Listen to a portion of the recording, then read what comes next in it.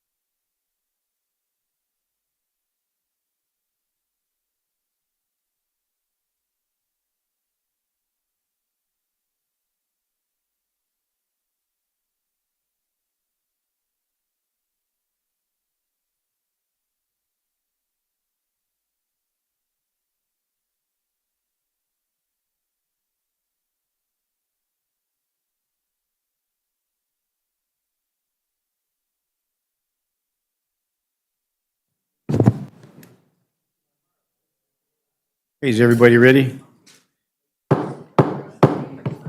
Good morning, everyone, and welcome to the Virginia City Council Chambers. We have two meetings to discuss here. First is a public hearing, and then immediately following the public hearing, we will have our regularly scheduled committee of the whole meeting. So I'm calling this notice of public hearing to order. Today's date is Tuesday, September 5th, 2023. The time is 9 a.m. And notice was hereby given that the City Council of the City of Virginia, Minnesota will hold a public hearing on Tuesday, September 5th, 2023 at 9 a.m. at the Virginia City Council Chambers, 327 First Street South, relating to the proposed city ordinance amending Chapter 6, Section 6.33, Subdivision 1 of the City Code of the City of Virginia entitled Tobacco. A copy of the proposed ordinance is on file and available for public inspection during regular business hours at the office of the city clerk at Virginia City Hall, 327 First Street South, Virginia, Minnesota, and on the city website at www.virginiamn.us. All interested persons may appear at the public meeting and present their views orally or in writing. And so here we have before us the ordinance that's proposed, and we'll go through this ordinance on this public hearing. We'll take input from the public and from the council and move forward from there. But first, I would like to ask Pam, have there been any requests to appear today? We received two notices, Mayor, regarding the smoking ordinance. One came in by email from Isaac Brink, and the other came from Gabe Garcia by email, and that was just sent to you about 5 minutes ago. Okay, this is the one, should we read these in public then? Sure. Okay, thank you. The one I have is a smoking ordinance dated Tuesday, August 15th at 3:35 p.m. It came in from Mr. Isaac Brink, and it goes as regarding the subject is the smoking ordinance. And the email is as follows. Hello, I work at Subway and have had many complaints about the bench outside. Unfortunately, we have no say over that bench. Customers complain about how people sit there and smoke, which comes toward the store. People leave our store and get bombarded by cigarette smoke. If you are planning to enact a smoking ban anywhere, I would like to see the benches on Chestnut Street included in this. I unfortunately will not be able to attend any council meeting regarding this, but I hope you will consider my request. Thank you kindly. Signed, Isaac they/him and sent from his iPhone. And is there another one? And I didn't have it, so would you read it, please, the second one? Pam?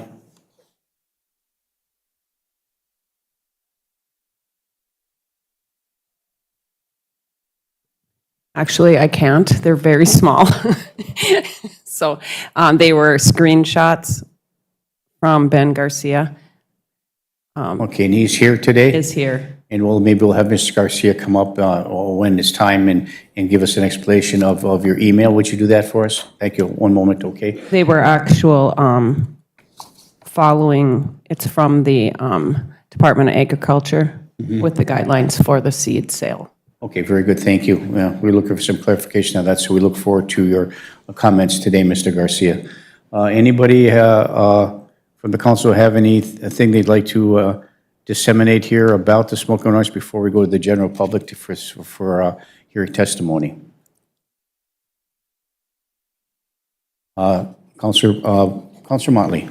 Well, in regards to the email you just read, I'm assuming if this ordinance goes into effect, that will include the benches in front of, or the bench in front of Subway, because it's on the public sidewalk, where the police could enforce them not being allowed to smoke on that bench in front of Subway. Am I understanding that correctly? Yes. Thank you. Thank you. Okay. Okay, no councilors, any comments? Any other correspondence written or orally? None other than what was the two. Okay, so we're looking to get public comment about this ordinance, which is going to be Chapter 6, Section 633, Subdivision 1 of the City Code entitled Tobacco. Would anybody like to come up from the general public and share some information? Mr. Garcia, would you like to come forward and explain your email to us a little bit? Would you be willing to do so? Thank you. And if we just turn that podium light on, the microphone to green, and please state your name for the record and welcome to the public hearing. Ben Garcia. So I just was going by the Department of Agriculture, what they have listed for retail sales of seeds. I tried to send it to you so you guys could get the information, but you couldn't read it or whatever. But if you go on the Department of Agriculture, they have it listed on there what their guidelines are for selling seeds in Minnesota.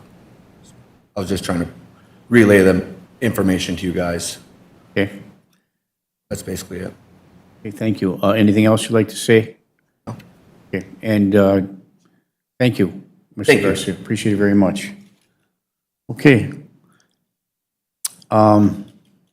Any other comments from this audience regarding the tobacco ordinance? What we'll do is we'll take a look at this ordinance and we take comments, and we can continue to take comments after this public hearing is over. Is that correct? We will. And then once we take a look at this and we finalize this moving forward, it'll go to the City Council next Tuesday at 5:30, and part of that agenda will be to make a motion for the first reading of this ordinance. There's two readings, and then upon completion of the second reading, if there are no, with the changes to the final adoption, would be the second reading of the City Council, the following City Council meeting, and then that will take effect at 15 days after the final approval of the second reading before the ordinance will take effect. So, does anybody have any questions or comments regarding this tobacco ordinance? Anything from staff? Britt? Colleen? I know that Colleen Klobuchar, our city attorney, she was checking on the seed issue with our city attorney. I appreciate Mr. Garcia. We appreciate you bringing that information to us moving forward.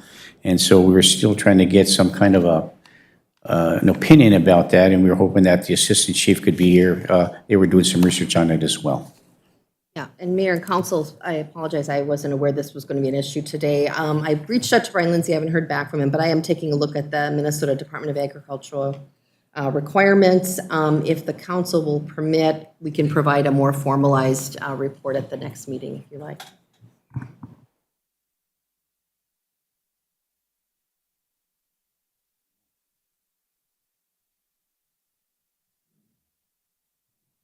Okay, thank you. And I know there's something on the agenda for us to take action regarding the sale of these seeds as well, but we'll take into account all the information that's been disseminated today and the information that you provided us, Mr. Garcia, as well. Okay, is there anything else, anybody like to comment about the tobacco ordinance public hearing? If not, we'll entertain a motion to close the public hearing. Moved by Counselor Freelieve and supported by Counselor Motley. Is there any further discussion? Hearing and seeing none. All those in favor signify by saying aye. Aye. Aye. Opposed? Motion carries.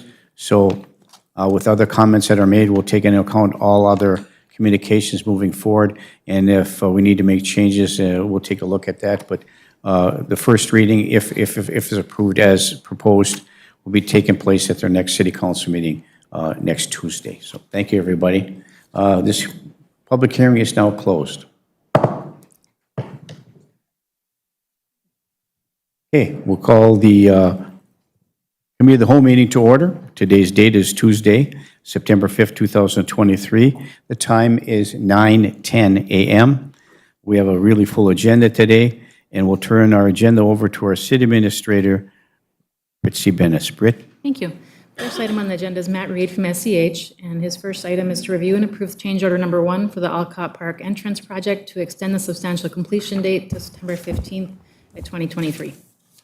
Thank you. Matt Reed, our Engineer of Record from SCH, good morning. Morning.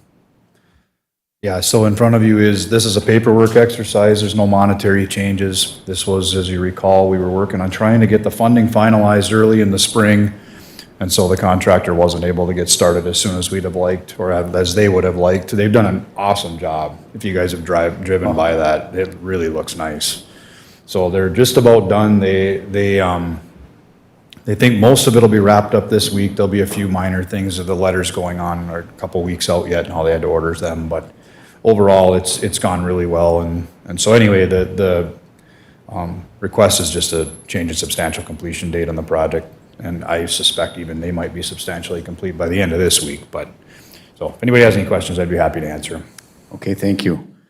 Councilor Paulson. Thank you, Mayor. And I know I had sent an email to you, Matt, regarding some, I guess, concerns that I had from a gal regarding crosswalk, a potential application of a crosswalk at the new entrance. And Matt and Jim Rosfit both kind of responded that that location is actually for motorized traffic and not foot traffic. And so people that are coming across from the hospital or what have you to walk on the trail, I don't know if we need to address, there's a crosswalk closer to the cemetery, which is part of the Mesabi Trail. And then there is also a crosswalk, obviously, at the set of stoplights. So I don't know if we want to address foot traffic, and if we're seeing a lot of that happening, that is pretty dangerous. People come speeding, I'm driving pretty quickly over that area. So I don't know if you have any recommendations for us going forward regarding that. Yeah, I can reiterate, I guess, to the email that I had sent to Counselor Paulson. I wouldn't recommend putting a crosswalk there for sure. There's a controlled intersection a little ways down at the stoplight, like Counselor Paulson had referenced. There is a crossing a little farther to the west where the Mesabi Trail actually crosses, but I wouldn't recommend putting a crosswalk in there and encouraging people to walk across the street right there. Like you said, it's busy, there's cars there, and people are gonna do it. It's no different than any other place in town where people cross where there's no crosswalks, but they're kind of doing it at their own risk at that point. So that'd be my recommendation, to not put something there. And I guess, thank you so much for addressing that. I just also wanted to address the email concern that I'd received from the constituent that sent it to me, and as to why, I guess the thought process, why not put a crosswalk in there. But I think what I would like to see, maybe during some of our events like Land of the Loon or Brewfest or some of those bigger events, maybe the ability of those organizers to have workers maybe with a slow or a caution or a walk sign if people are going to be coming across. I don't know if that would be a recommendation, but just if we are doing events where people are using the parking lot across on the north side of, south side of the hospital, north side of Alcott Park, that maybe we could help with some safety precautionary measures. Thank you, Mayor. Yeah, thank you, Councilor Paulson. I think we have done that in the past. There's been some events that are going on where they had a controlled intersection there when people were overflow parking in a lot there. So that makes a lot of sense as well. So thank you. Okay, it has been moved and supported to approve the change order, which is no change to the change order, just a matter of, we don't have a motion yet? Well, then let's have one. I'll make that motion. Councilor Motley makes the motion. Is there support? Support. By Councilor Beyondich. Is there any further discussion? Hearing and seeing none, all those in favor signify by saying aye. Aye. Opposed? Motion carries. Thank you. The second item for Matt is review the proposal for reconstructing the sanitary sewer main beneath the school. Matt? So we've talked about this a couple of different times now as well. I think this is for the sanitary sewer line going beneath the current Virginia High School. And there has been some back and forth on, should we do anything with that pipe now since they're in there doing work? Or do we need to, do we not need to? Jim had both the sanitary and the storm sewer televised. Storm sewer looks like it's in pretty decent shape and we probably don't need to do anything with it at this time. It's in a condition that if we need to do something later on, we could just probably line it. So we wouldn't have to do any digging. So I don't think we have to do anything there. The sanitary sewer, on the other hand, is not in as good of shape. It's clay tile pipe. It's got some cracks. It's got a few areas where it looks like there might be getting ready to break. There's some plug lines in there. So we're recommending, at least from our perspective at this point, now would be the time to fix that. When they're in there digging already, the equipment's there, everything's there. So we had Kraus Anderson, provide us with an estimate for that, and that's what's in your packet. The one thing I will note that I was trying to get some clarification on this morning is they did note a 12-inch pipe, and that actually probably should be a 10-inch pipe. So I guess where I'm going with that is that should be a little less expensive than, not significantly, but a little less expensive, but I'm trying to confirm that. So if the council chooses to move forward with that today, I would just approve it as is. And then if it comes in a little bit cheaper, that would be a good thing. So I can answer any questions you might have related to that too. Yeah, I have a couple questions, but I'll defer until the rest of the council has an opportunity to weigh in. Councilor Johnson. Thank you. What would the timeline be for doing this project? And will we be able to get the stuff in time to not interfere with the rest of the construction? Yeah, their plan was to do it, my understanding was towards the end of September, first part of October. And they thought as long as we got going and got approvals quickly here, they could get the manholes ordered. That's probably gonna be the biggest lead time is to get the manholes ordered. So, but they figured they could get it done by then. Okay. And then is there money in the sewer fund for this project? Because that's where it would come out of. Matt, you're talking about 85,000, right? Yeah. Yeah, it was proposed that we would do an internal loan against ourselves and pay ourselves back. Okay. And that payment would come from sewer funds and Correct. collected from the users thereof. Okay, those were my three questions. I think it makes sense to do it now because once they tear the buildings down and landscape it, then we're paying extra for landscaping and everything else. So I'd be supportive of this. It's to save us money in the long run. Thank you. Thank you, Councilor Johnson. I just have a question and a comment too. So the question is that, is the school, is there any other, are they going to contribute to the costs associated with this? Have we had any discussions with the school about this? This is, excuse me, this is actually a city main. I would say the school's contribution would be sort of what Steve referred to, all of the restoration that the city would not have to pay for, that normally if you were to go in there and dig it up, you would have to pay for. So a direct compensation to pay for the pipe, there has been no indication that they'd contribute to that. And the only reason I ask that question is that if the school wasn't reconstructed, we wouldn't be doing anything. However, after investigating it, we did come to a determination that, we do need to do something. So, yeah, I understand it's a city issue. We're just looking to see if there's going to be any specific contribution other than what you've described. So that answers my question. Thank you. Counselor Beyondich. You were mentioning the 12-inch, the cost of a 12-inch to a 10-inch.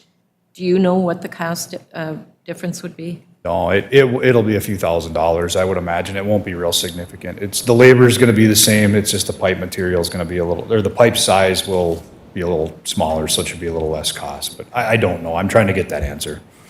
Thank It you. won't be more. Or we'll go with the 12-inch. Okay, thank you, Matt. Any other questions? Counselor Paulson? Thank you, Mayor. So Matt, is TNT the current subcontractor for KA during work for Rock Ridge? Yes. Okay, so the supplemental agreement or this bid is coming from TNT as an add-on? No, because KA's contract is with the school. Right. So because they were on site, KA worked with their sub to get a quote for the city. This would be a direct bill to the city, I believe. Okay, so when I'm reading the supplemental agreement, it just says project owner Rockridge Public Schools. So did I miss something that's in the packets that it's between the city of Virginia? I can confirm that, Counselor Paulson. They might be doing a change order under their contract, and then the school might send the city a bill. That's a possibility. So, okay, so if we could find that out, I'd appreciate that. And then Sherry, could you maybe just explain what did you mean by, do we have the money in the sewer fund, or what do you mean by we're taking out We haven't, Mayor, Sherry? Councilor Paulson, we have investments. We have over 300,000 in the general fund investment in a money market right now. And we also have the sewer fund investment of 3.2 million. And these are investments. So if we would take anything, we'd take it out of the general fund. And working with Mia Tibolo to do an internal loan, set that up so that we'd pay ourselves back monthly. So we'd be pulling money out of our investments to reimburse the general fund? No. These are pulling money out of the general fund investments. These are investments to do this project, 85,000. And then you have an overlay of street project coming up, and that's what we have anticipated. So I'm just concerned that we don't have the money currently budgeted for $83,375.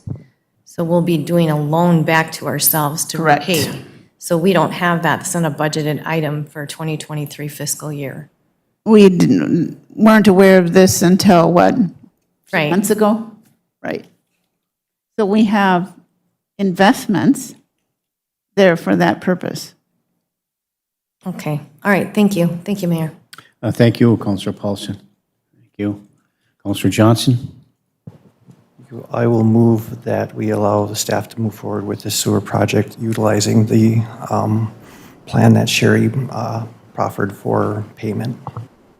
A motion by Counselor Johnson to approve. Is there support? Support by Counselor Freelieb. Is there any further discussion? Counselor Beyondich. Thank you. And so I'm still concerned about not having money, basically. And the problem is, once the school builds over this line, for us to reconstruct it later is going to be extremely more costly. Like millions more costly. So this is kind of one of those, this is the time we need to do this, And is now. And we had already agreed to move the 600,000 over to cover the reconstruction project that we're doing this year, which we only need 333,000 for.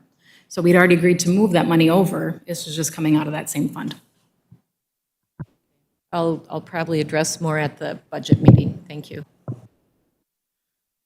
Okay, thank you. Has been moved and supported. Is there any further discussion? Counselor Johnson.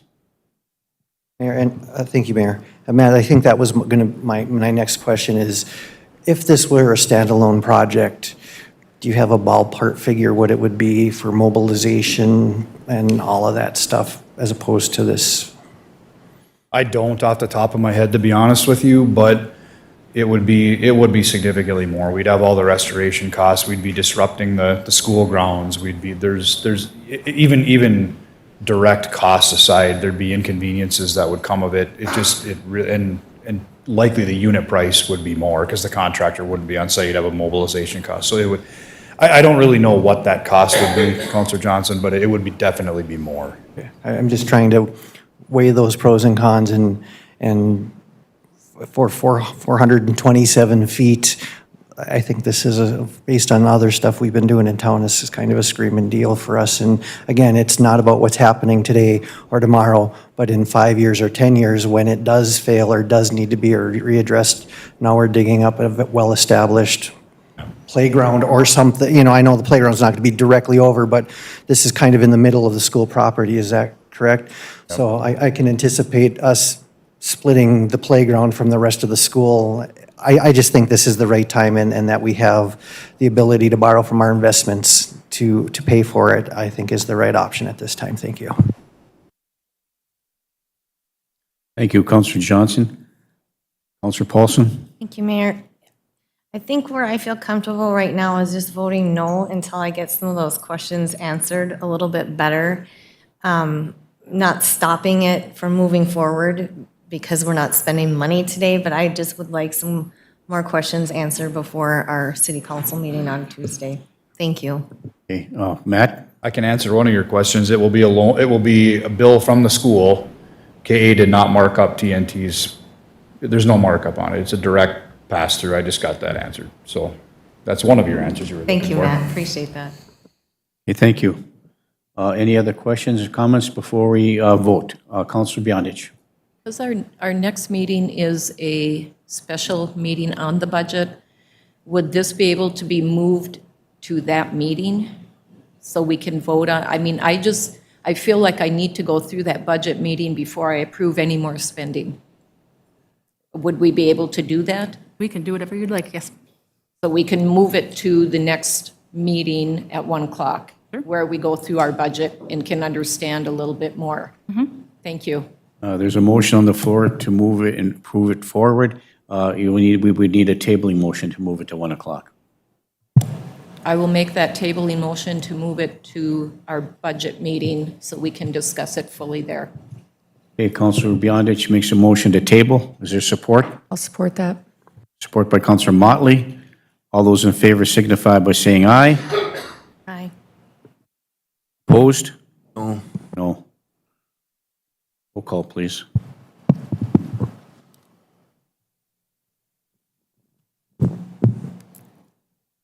Johnson? No. Aaron's-Ellie? No. Huffy? No. Motley? Yes. Friedlieb? No. Paulson? Yes. Motion passes. Motion Beyondich. fails. I'm sorry. Who? Yes. Motion fails. Thank you. Okay, so Call for the question.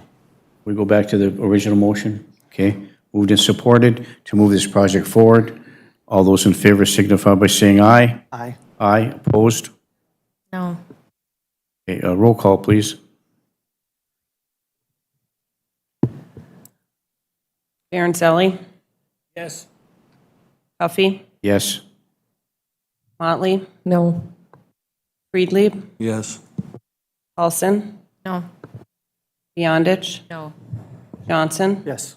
A motion passes 4-3. Thank you. Anything else, Matt? Any other questions from Mr. Reed before we go on to the next item? Okay, thank you. Thank you, Matt. Thank you. Item number 2 is Paul Christensen from People Service regarding wastewater treatment plant upgrades. The first one is a diffuser upgrade, aeration diffuser upgrade. So I apologize. Good morning, Mr. Christensen. Good morning, Mayor Cuffey and Council. Paul Christensen, People Service. I'm before you this morning. We are looking to upgrade some diffusers at the wastewater plant. 30% of the diffusers were done in the last couple of years, and what we're finding is that's creating an imbalance in the aeration, which then in order to mix the tank thoroughly, we have to increase the amount of electricity used So we are we are of the opinion that this diffuser upgrade is going to pay for itself within a year. I've got two proposals in front of you. One from SSI Aeration in the amount of $15,200. I did make a phone call this morning to verify that the price is still valid, and it is. We have a second quote in front of you from Duncan Company in the amount of $22,075. People Service would recommend that you proceed with the SSI aeration quote in the amount of $15,200. And on top of that, there will be some People Service costs for installation. We anticipate between $2,000 and $3,000 labor costs of People Service as an extra billing. And again, we are not getting the right amount of aeration mixing right now, and so we do feel that the project is necessary, and it will self-fund in your electrical savings, and also we feel we'll have some improved chemical use efficiency with that rare earth product for the phosphorus removal. Are there any questions I can answer for the council at this time? Thank you. Councilor Johnson? Which part is this? Is it the round buildings, or what are we talking about specifically? This is where all the bubbles are. Okay. The aeration tanks. So right there, it's the first tank that you see when you enter the big rectangular tanks. They're parallel tanks next to each other. Yep. With the blowers sitting there. And I'm standing there in the parking lot and I can hear those blowers winding up. And we're running a much higher dissolved oxygen level than we normally would. So for me, it's just dollars escaping you. And I want to resolve that for you and feel that this will take care of that. And I appreciate that. A couple years ago, you gave me a full tour of the whole facility, so this really helps to be able to visualize. Yeah. So this is towards the beginning of the process, or is it more in the middle? This is the biological part of the process, so it's immediately after the primary clarifiers, and then this is where all the bacteriological activity happens. Okay. And so the aeration provides, it introduces the bacteria and the wastewater pollutants together. I appreciate that. I'm picturing where we were, and so I appreciate that. And if you feel that we're going to be able to pay for it within a year just by savings, I think that is significant, because the longer we put it off, the more we're paying to and it's just a matter, I'm guessing the other 70% of the diffusers are going to be an emergency fix as opposed to a proactive fix at this point. So, Correct, this is a proactive. Okay. There's a mix, there's an old style diffuser and then these new style diffusers, and they're not interacting very well. The new diffusers, the 30% that have been replaced already, will retain those, but the air prefers to go out of those. There's less resistance on those diffusers. Gotcha. So 30% of the tank is getting the air versus 100% of the tank. right. Thank you very much. I appreciate that. Thank you. I just have one question for you, Mr. Christensen. So you explained that these are new diffusers as opposed to the old diffusers. So you want them all to interact together, so the new diffusers will interact with the old diffusers, right? So I guess my question is, when it comes time to replace the diffusers, would you replace the 30% ones, or would they all have to be replaced at the same time? We are replacing the 70% to match the 30% that's already been done. Thank you. So we'll retain the value you've already spent in the 30%, and we'll just finish the job ahead of schedule, because the mix of the two types of diffusers is not working very well. That clarifies things for me. Thank you. Councilor Freely. I would like to move forward the approval of the lower bid recommended by Mr. Christensen. Support. Councilor Freely moves to approve the quote on the aeration diffuser upgrades, supported by Councilor Johnson, to SSI in the amount of $15,200 plus installation by People Services. Is there any further discussion? Councilor Beyondich. This will come from the sewer fund? And we have money in there, we're not going to be transferring, there's money in that fund? They'll come from the sewer fund?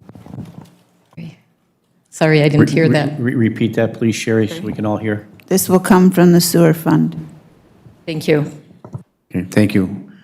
Counselor Paulson? Thank you, Mayor. For clarification, Paul, so in your estimation, by doing this expenditure now, within 1 year, we should, I guess, break even on that purchase? That is my estimation. Okay. And it's a rough estimation, but electrical is a major expenditure in the operation of your wastewater treatment facility, as is the RE 300. And so I think we're spending close to $100,000 a year just on the RE 300 right now. So just a 15% savings on that chemical would pay for these aerators, just on the savings on the chemical. Very good. Thank you so much. Thank you, Counselor Paulson. Okay, it has been moved and supported to approve. Is there any further discussion? Hearing and seeing none, all those in favor signify by saying aye. Aye. Aye, opposed? Motion carries. Next one. Next one is the SCADA server replacement project. This one we've been working on for quite a while, actually, between Public Works and myself. It's such a specialized system, we were only able to get one quote. No, we reached out to numerous vendors, and we were not able to get any other quotes for it. Unfortunately, it's a very high price. It is $44,028. $44,028? Correct. And then only one quote received? We could only retain one quote, yes. Okay. And so give us a little, Existing servers we have, and they were installed in 2023. I'm sorry? The existing servers we have were installed in 2023, so they're 10 years old, and they're out of date. Oh, 2013? I'm sorry, 2013, yes. Oh, okay, very good, thank you. And the Sorry. Yes, the wrong year. service need to be replaced. Okay, very good, thank you. Yep. And this money will come from where? Sherry? Rich, is this in the sewer budget Correct. under maintenance? Yes. And do we have that budgeted for? We've been working on this for a couple of years. We've been We trying to have get been. quotes for this That's right. for at least since 2021, if not 2022. Okay, very good, thank you. I will move the proposal forward. Counselor Johnson moves to approve the quote for the WWTF SCADA server replacement project, and the one quote received in the amount of $44,028. Is there support? Support. Support by Counselor Friedlieb. Is there any further discussion? Counselor Paulson. Thank you, Mayor. So if you look on the exclusions, there's bullet points that say what's excluded, and there's quite a lot that is excluded: removal, demolition, or disposal of existing equipment, fasteners or mounts, wire, electrical studies, tests, network media or testing, shipment or services, shipping, or any equipment or services that are not defined, shipping costs to locations. So I want to know if those exclusions have to be included, what is going to be our actual landed cost? Those exclusions are fine. We have no problem with that. So there won't be any additional, No, the 44,028 is what we, okay, thank you. thank you for asking. Thank you, Counselor Paulson. It has been moved and supported. Is there any further discussion? Counselor Friedlieb? Oh. No, we're good? Okay, any further discussion? Hearing and seeing none, all those in favor signify by saying aye. Aye. Aye, opposed? Motion carries. Thank you, Mr. Christensen. We appreciate it very much. Item number 3 is coming from the Parks and Recreation Department, and we've got a long list from Mr. Brian Silver, our Parks and Recreation Director. The first one is discuss approve the proposed rental rate increase for the Iron Trail Motors Event Center. Counselor. Morning, council. Back this past winter, Could you just hold on one moment? yes, I apologize for that, Brian. Counselor Paulson, you had your light on. Thank you. So prior to our meeting, I kind of had mentioned to our city administrator and our mayor that in light of our budget discussion occurring at 1 o'clock this afternoon, that I don't know what the rest of the council feels like, but I would like to pull item 3A, 3B, item 4, 8A, and 8B off of our committee of the whole agenda and table that. I don't know if I don't know if I need to table it or move it to the following committee of the whole after we have our budget discussion at 1 PM today. So I don't know if I need to make a tabling motion. I don't know, Colleen, if that's the right motion to make. Table until the following committee of the whole on those specific items for discussion after we do have our budget discussion today at 1 o'clock. Yeah, Counselor Paulson, that sounds correct to me. Basically, you're not wanting to take it off the radar, you're wanting to keep it in play, but you want additional time to discuss things at the budget meetings, I understand. That would be correct, and that would be my motion, Mayor. So thank you. And just to clarify for all of us and for Pam, you're making a motion to move the discussion of under Building and Grounds A and B, item number 4, and under Personnel, item 8A and 8B, to move it from the committee of the whole agenda to our budget meeting agenda. Not to our budget meeting agenda, to the next committee of the whole agenda. Yep, I just feel like it would be more prudent after we talk about all of our budgetary, where we're going to wind up with our 2024 budget. We need to kind of sort that out and then come back to the table with discussing these 5 items. And most of these would be either expenditures or they are going to be adjustments in rates that may be affected according to where we fall with our 2024 budget discussion. So rather than having to change things maybe twice, maybe we have our budget discussion and then revisit those 5 items. And then we move those 5 items to the next committee of the whole meeting. Correct. That is your motion, Correct. which would be to the next committee of the whole meeting, which would be scheduled for September the 19th. Correct. Okay, thank you. There's a motion on the floor by Councilor Paulson to move items 3A and B, item number 4, and item number 8A and B that's currently on the committee whole agenda, move that to our budget discussions, and then on to this committee of the whole meeting, which is scheduled for September 18th, is it? September 19th. Is that correct? That would be correct. Okay, moved Mayor. by Councilor Paulson. Is there support? I'll support. A support by Councilor Motley. Is there any further discussion? Hearing and seeing none. All those in favor signify by saying aye. Mayor, point of order. Is this a Sorry, yeah, go tabling ahead. motion or, I'm confused to if it's Oh, a I tabling. apologize. What was that? What's the deal? What? If it's tabling, then there's no discussion, but if it's a different type of motion, then we can, and I'm confused what we're doing. Okay, thank you. So, Colleen, for the rest of our clarification, it's not a tabling motion, it's a motion to move.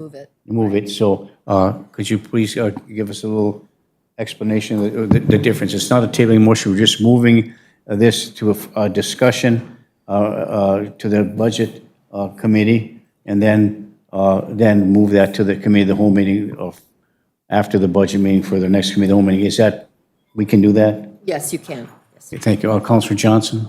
Thank you, Mayor. I appreciate that clarification. All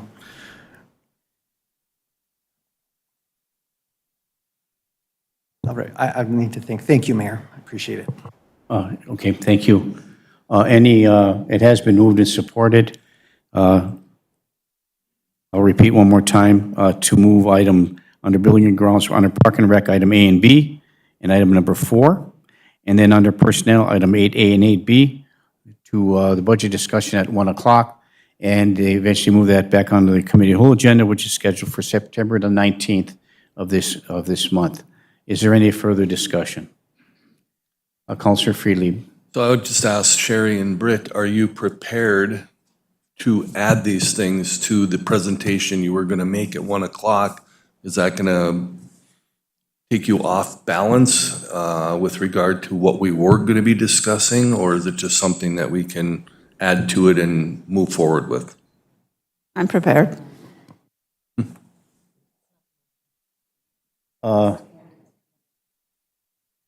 Can I clarify, Mayor? Point of clarification. Yes, clarification, please, Councilor Paulson. Motion is to move it to the next committee of the whole on the 19th, not have any discussion. We're going to have our budget discussion, going through probably department by department as much as we can at 1 o'clock, but I'd like to bring these 5 items back for discussion at the next committee of the whole Oh, meeting. so the clarification is you don't want this moved to the budget discussion, you just want to move these items to the next committee of the Correct. whole meeting? Correct. So would that require a tabling motion or not? You can do it either way. I mean, you can table it and then it could appear on the next one, or you can specifically move it. You Okay, can so do the that motion way. on the floor is to move it to the next committee of the whole meeting.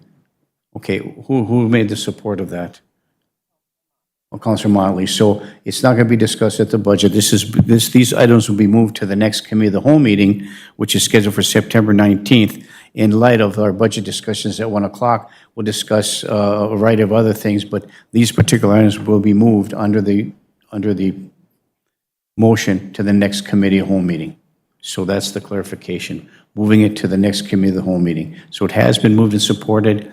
Hopefully I'll have clarification on that. Is there any further discussion? Hearing and seeing none, all those in favor signify by saying aye. Aye. Opposed? No. Okay, thank you. Roll call, please.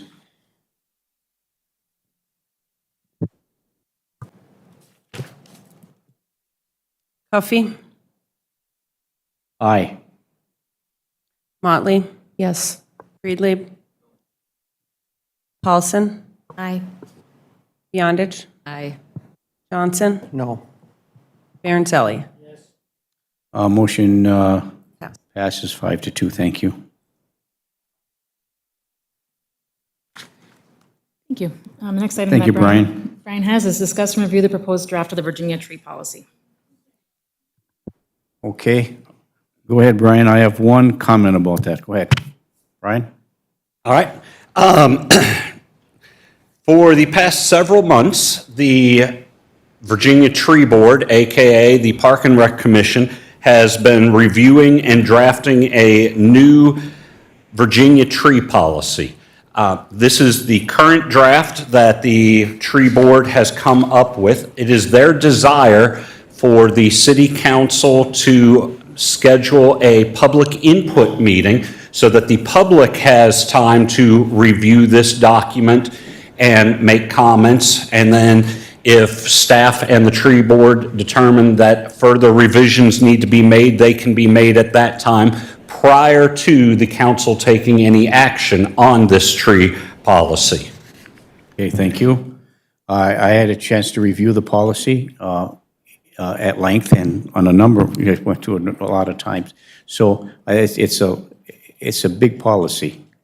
It is a very in-depth policy. In-depth policy, and it took a lot of research to do this. And I applaud the Park and Rec Commission for doing so. The policy that's being proposed seems more like an ordinance, but this is a policy, not an ordinance. So the one question that I have, and part of that, and I'm sorry I didn't write the subsection, I left it downstairs in the office, the clarification of the policy to require, if that's the proper term that's written in the proposed policy, for residents to maintain the trees on the boulevard in front of their house. Now, I don't know if we could mandate that, even under policy. That would have to be an ordinance, and how we would require the general public, private residents, or businesses to maintain a tree on city property in the boulevard. So that's my only comment moving forward. So when you have the public input, I think that might be that might be a comment that may be repeated on a number of occasions when we have this, should we have this meeting. So that's my only comment about the tree policy. Colleen? Yeah, and Mayor, and kind of piggybacking off that comment, I noted that there were some requirements of tree protection in Section 5, and then there's penalties. So again, those are basically criminal violations that people will be cited with. So that would need to be in part of an ordinance to be enforceable. Yeah, and that was my concern. That was my next comment as well. That was Section 6. Yes, Mayor. thank you for that. Yeah, I think some of it is more ordinance-based as opposed to policy-based, so we'd have to vet that out as well. Thank you for that, Colleen. Mayor, if I may? Yes, please. The tree board did use the existing city ordinance did refer to that, so a lot of these things from the city ordinance were essentially copied and pasted into this policy so that the policy and the ordinance would mesh together. Yeah, and under the circumstances, we already have a tree ordinance, right? Yes. So maybe the entitled tree policy should be tree ordinance, but anyway, we'll work through that. So yeah, thank you for that, Brian, and for that clarification. Again, I applaud for all the hard work. Councilor Johnson. And that was similar to my question about, do we need to be adjusting the ordinance and just do a better job of publishing what the process is, or create the policy and then just put city ordinances accordingly? Because the whole purpose of this came about, if I remember correctly, because we needed to take down some trees in some neighborhoods because of their age and safety concerns, and some citizens had some concerns about how that selection process happened. And the process was a teamwork between Public Works and Parks and Rec, because Parks and Rec does have the ultimate authority with trees in town. And so, moving forward, I think that we've accomplished what the original intent was. I would like to see a policy that is easier to read for the general public.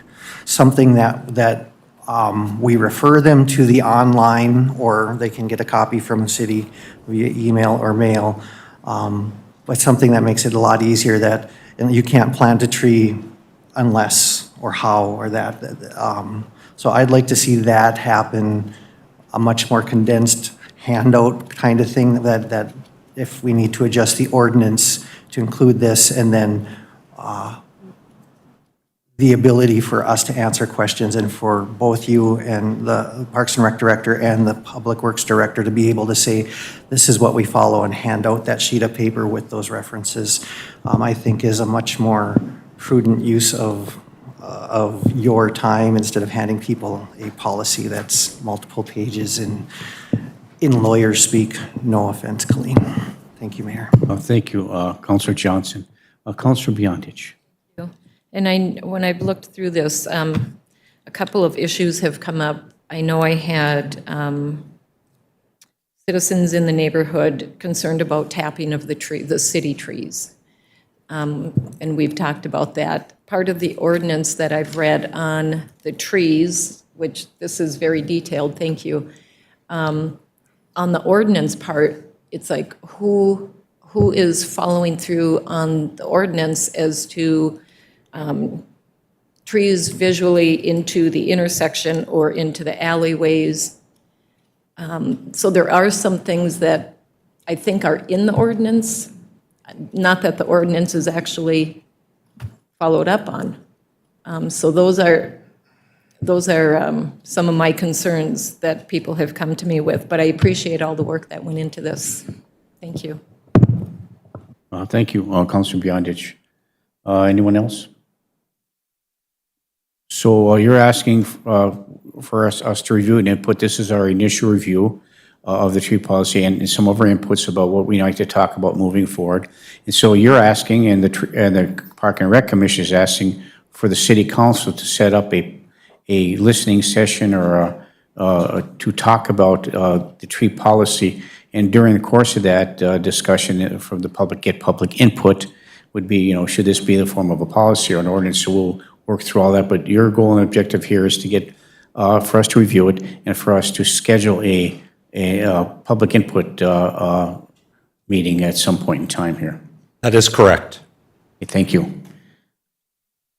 So I'm assuming we'll want to set that up sooner than later as we move forward with the street policy. We don't want it sitting on the back burner, so trying to schedule a time for that would be, could we do that? Well, let's have a motion to set a public input hearing, if we may, or unless there's other comments before we do so.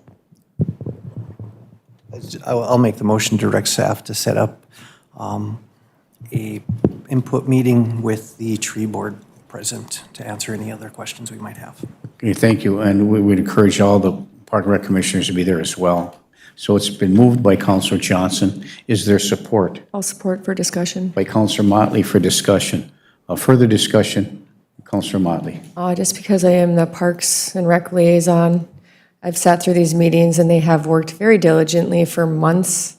So I just want to thank all the commissioners for their hard work with this particular subject. Thank you. Okay, thank you. So it has been moved for support to direct staff to schedule a public input hearing regarding the tree policy. And we'll have all our members present there to accomplish that. So is there any further discussion? Hearing and seeing none, all those in favor signify by saying aye. Aye. Aye, opposed, motion carries. The next item is Brian again. It's to approve the resolution to apply for and receive grant funds from the Minnesota State Historical Society to hang the Dwayne Byers mural at the Iron Trail Motors Event Center. So moved. Move to approve by Counselor Johnson. Is there support? Support. By Counselor Paulson. Further discussion? I don't want to muddy up the waters, but I just got to make this comment. I don't know why we have to go through the Minnesota Historical Society to erect this thing, but there we are. But has been moved and supported. Is there any further discussion? Counselor Motley.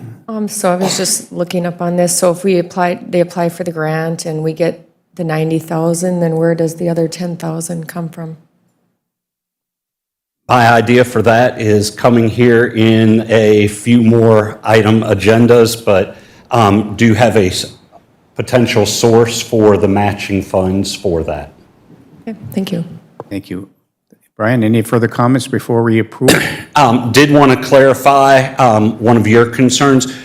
We don't have to get Minnesota Historical Society's permission to hang this. They have a grant available that will help us pay for the cost of hanging this. I retract my comments. This is for grants only, so thank you. Is it moved and supported? Is there any further discussion? Hearing and seeing none, all those in favor signify by saying aye. Aye. Aye, opposed, motion carries. Thank you. The next one's to discuss the proposed facilities use agreement with ISD 2909 Rock Ridge Public Schools. Brian? So as I was directed by council quite a while ago to enter into discussion with the school for a facility use agreement for the Iron Trail Motors Event Center for boys and girls hockey, we have worked through that. The agreement that is in your packet is the agreement that the school board did approve this past their past school board meeting, which was last Monday night, I believe. It is only a one-year agreement. Staff's process in doing this is we met with Building and Grounds Committee to get Building and Grounds Committee's input on the structure and everything for the contract. So the structure and the rates that went through this all came through the Buildings and Ground Committee. Essentially what this agreement will end up doing is we'll bring both the boys and the girls high school programs to the event center as their permanent home. They will each play up to 5 games at 5 home games at the Hippodrome. But all of their practices, except for maybe the practice before the game at the Hippodrome, will be in our facility. We've already worked with our other user groups to make sure that this is something that we can do within the facility. So I would make a recommendation that the council approves this agreement moving forward. It does generate additional revenue compared to what was generated in the last school board meeting for the simple or in the last school contract, for the simple fact that they will be utilizing more hours in the facility than they have previously. Thank you, Brian.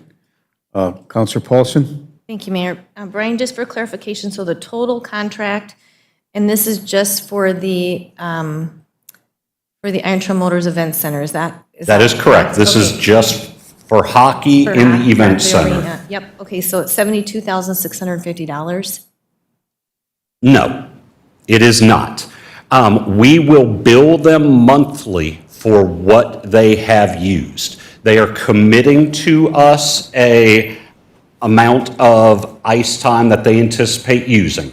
Now, a good athletic director will plan for both the boys and the girls to make that run to state. Now, that always doesn't work out. You don't always go to state. So as soon as a team unfortunately gets eliminated, then they will release that ice time to us, and then we can sell that ice time to another customer, such as youth hockey. We do not bill them then for that ice time that they are not using. So I can't tell you the exact dollar figure. They will be being billed this year $120 per hour for the ice time that they are being used. Then we are also providing them a dedicated boys varsity, a dedicated boys JV, a dedicated girls varsity, a dedicated girls JV, dedicated boys coaches, dedicated girls coaches office, and a shared training room. Each of those items has a monthly, I guess you could say, fee or lease attached to it, because those are dedicated rooms that only their program is using. Thank you for that explanation. So Yes. just so I understand, so 72,650 would be the max if they used all the hours? And Quite possibly, yes. about that, okay. Yes. And then, so the other question that I have is, so you also have the 25-26 season in here? That was included because we were initially proposing a 3-year agreement. The school board did not want a 3-year agreement. So the 24-25 and 25-26 rates will not apply. We did tell them that those rates were only if they did a 3-year agreement. This is just a 1-year agreement, so that we get to go through this whole process again. Fun. So I guess what I just want to clarify is that we're not locked into the We're rates not. that you have listed in this, and do we Correct. need to pull that out? Is this part of the contract that's in our packet? It might be just an Page addendum. 58. I'm on- I think don't I'm know on how 57. page 57, yeah, page 58. B3 or page 57 of the packet should not be there. It is page 58 or B4. Very good. That Okay. is what should be in the contract. Thank you. Thank you, Brian. Thank you, Mayor. At the same time, if this is approved, I would appreciate the council also making a separate motion to direct me to begin contract discussions for the 24-25, because as you can see, it takes a while to do these things. Thank you. So, Councilor Motley. So you said it was page 58, which is before. Yes, ma'am. That says the 2022-23 school year. Oh, that is correct. And then also, I thought you said it was $120 an hour. This says $115. That may be what we were referencing was last year. But yes, it would just be that top section Okay, that just- should be in this. As long as we get But we that, can clarify that also with the school. 120 an hour, and then 23 to 24 school year. Yes. Okay, thank you. Thank you, Councilor Motley. And that'll be reflected in the final contract for the council meeting next Tuesday. Councilor Yes. Johnson. Thank you, Mayor. And I appreciate that this is coming to us literally at the beginning of the school year this year and not 3 days before the hockey season starts. So I appreciate you and your staff's hard work to get this to this point. So I will make a motion to accept or to offer or approve the 23-24 single year agreement with Rockridge Public Schools for use of hockey facilities. Moved by Councilor Johnson. Is there support? Support. Support by Councilor Motley. Is there any further discussion? I'm just going to withhold some of my comments because there's some issues that I still have with respect to how this contract comes to bear. I appreciate all our hard work about how we do this together, but this is a 1-year contract, And I'm going to support it because it's for only 1 year.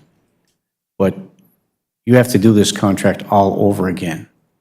And so, yes, the school board makes the decision on what they want, and we provide them what they're asking for, and based upon a fees associated with that, which you've conducted, and we're going to be likely approving that to go to the committee, the council meeting for a final approval. But this is a lot of work for a 1-year contract, and so we'd like to hold them to more than that. And I know there's reasons why the school board does that based upon conversations with many, and it's still the issue of, who plays where. All that argument about playing at the Hippodrome or playing the Iron Trail Morris Vincent, I just want to make it clear, particularly to one specific individual who thinks that Virginia is trying to bully everybody. And that's the comment I got publicly while I'm at a public event or a private event. And so the issue is, it's $120 for ice time. Not $220, not $210. It's $120 ice time. This was negotiated for 1 year. I'm anticipating that because there's still growing pains with the school, that we may be looking at a longer-term contract. I don't think going on a year-to-year basis bodes well for us at all and puts a lot of burden on our staff to which to do that. But because it's your recommendation moving forward and this agreement you finally were able to bring together with the school board, I just want to clarify the fact that, the information that some citizens have, it's inaccurate. It's $120 an hour. So I just want to make that clear to the public. So it has been moved and supported. Is there any further discussion? Councilor Beyondich. Thank you, and I appreciate all the work you do on that. But if I recall at the last year when we were at the same point, because it is a 1-year contract, were we able to fill any slots? Because we were going to still go out and approach or entertain other users for that ice time. Yeah, I'm not worried about filling winter ice. We could add a third sheet of ice and fill it during the winter time. So there is not we probably actually have a lack of available indoor ice for our region. So filling our ice, especially with our existing partners, youth hockey, the high school, in discussing potential junior hockey franchise, all of our concern is not having enough ice available for everybody. So I'm not worried, even with the high school, when they get eliminated from the playoffs and release that ice. Last year when that happened, youth hockey was reaching out before the high school had officially released that ice, letting me know this is how we will schedule it. So when this contract is up, I guess what I'm asking is, are other people in the wings waiting so we don't have to go through a 1-year contract every time? Are there opportunities to use that ice time for something else because they're choosing to do 1-year contracts? I would not want to use that as a negotiating strategy with the school of, if you don't sign a long-term contract with us, we'll go to somebody else. I think the city of Virginia should have a good working relationship with the school. That's not my style to make that threat, but if that is the council's directive for us to go in that direction, then that is something that we can and probably should be looking at. And I'm not necessarily suggesting that. I'm just asking, I know last year we ran into the same thing. And and I agree, the 1-year contract year to year is a difficult thing to have to go through each year. So I was just asking the question if anybody else had reached out to use that ice time. And I guess the answer to that would be yes. At the last council meeting, you approved us to enter into negotiations with an unnamed junior hockey franchise to consider relocating to our arena. Thank you, Councillor Paulson. Councillor Beyondich, I apologize. So it has been moved and supported. Is there any further discussion? Hearing and seeing none, all those in favor signify by saying aye. Aye. Opposed? Motion carries. Thank you. Thank you. The next item on the agenda is review the recommendation to name the new stage at the Klein Cupoletti Building to the Silver Lake Stage. Okay, I just want one clarification.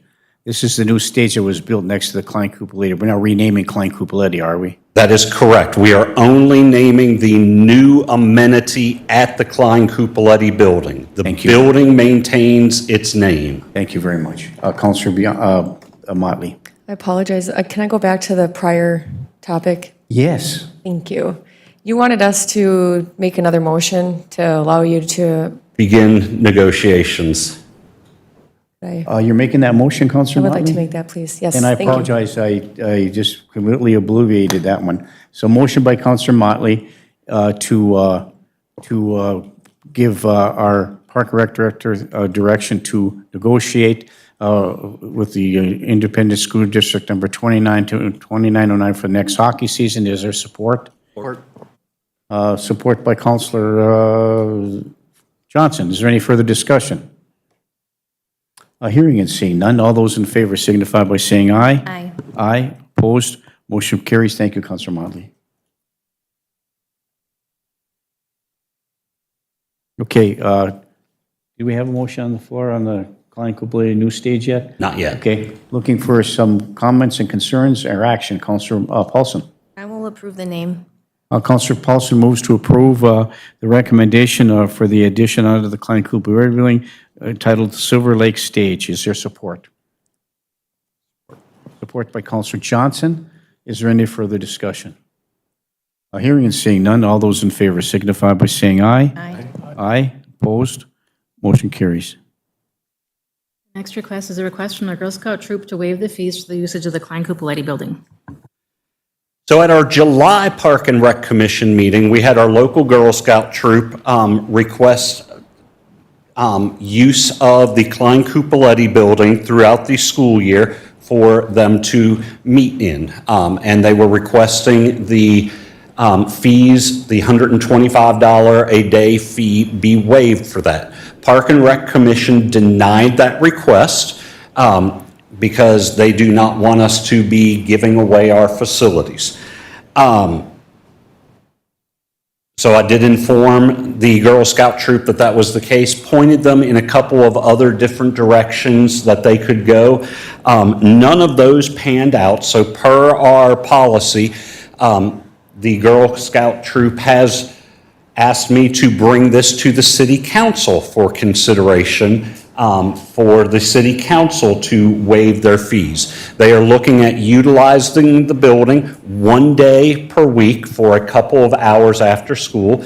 They've committed to cleaning the building after they use it, and they are open to just about any day of the week. If we were to do this, it would be my recommendation that we work with this Girl Scout troop for like a Tuesday or a Wednesday, more than likely a Tuesday afternoon that they would be utilizing the facility, because historically Tuesdays, the building is not utilized throughout the winter. So I'm bringing this request to the council on behalf of the Girl Scouts. Okay, thank you. Quick question for you, Brian. I know that the Senior Citizen Center had allowed the Boy Scouts to meet there on a number of occasions a while back. Now, the Senior Citizen Center runs the center. We don't rent that center, and they don't rent it either. And they've allowed other groups to come in and have you had the opportunity to maybe approach Donna Peralta or one of the others to see if that would be a feasible thing? That was one of the recommendations that I made that did not pan out. Okay, thank you very much. I appreciate that, Brian. Councillor Johnson. Thank you, Mayor. I think that giving them a specific time on a specific night, like this is your window, I think is a good idea, especially through the winter. Because then we would be able to schedule something, again, a second meeting in the evening if needed, maybe Friends of Public Safety or one of those other groups that are meeting somewhat regularly, but not super regularly. But I also think this is one of the things the city needs to do to help support the community. It won't cost us anything, and based on what you've said, we're not really losing anything either. So I will go ahead and make a motion for more discussion to approve authorizing up to 3 hours at the Klein Cupoletti Building for the Girl Scouts and the after-school activity. Would that be 3 hours per week? Per week, yes, and in a single block. Okay, there's a motion on the floor by Councilor Johnson to approve the waiving of fees, is that correct? For the Girl Scouts for a period of time. Is there support? Is there support? Is there support? Motion fails for the lack of support. For me, I guess I understand that the Klein Cupoletti Building is a rental facility and that we rent it and we generate revenue from that as well.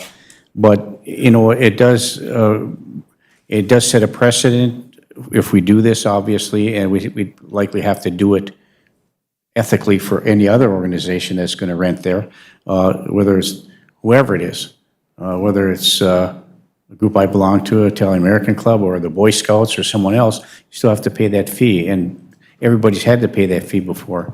And this is a really good service organization. The Boy Scouts, Girl Scouts, they're fantastic. So, I mean, I'd like to see them have an opportunity for some space. I'd like to see us provide some space for, find a resolution somewhere where they could meet on a regular basis. But there was no support on the part of the city council. I understand Councilor Johnson's motion and the impetus behind it. But by setting a precedent, you know, where does it stop? So, I think there's got to be a way that we can find a way to accommodate them in some way. Councilor Johnson. Two thoughts. Did we suggest the club room downstairs? We did, but there's also a rental rate for that. But it's much, much, much, much lower, and our club room is very underutilized. Yes. So my other thought is, to the mayor's point about setting a precedent, is there a way that we need to create some guidelines for use for this, especially for the winter or something like that? I don't know what that would look like. I appreciate that this group and numerous other nonprofit groups are trying to utilize public spaces that that are not that are public spaces funded by the public for public use. And I think that us doing a little bit more diligence and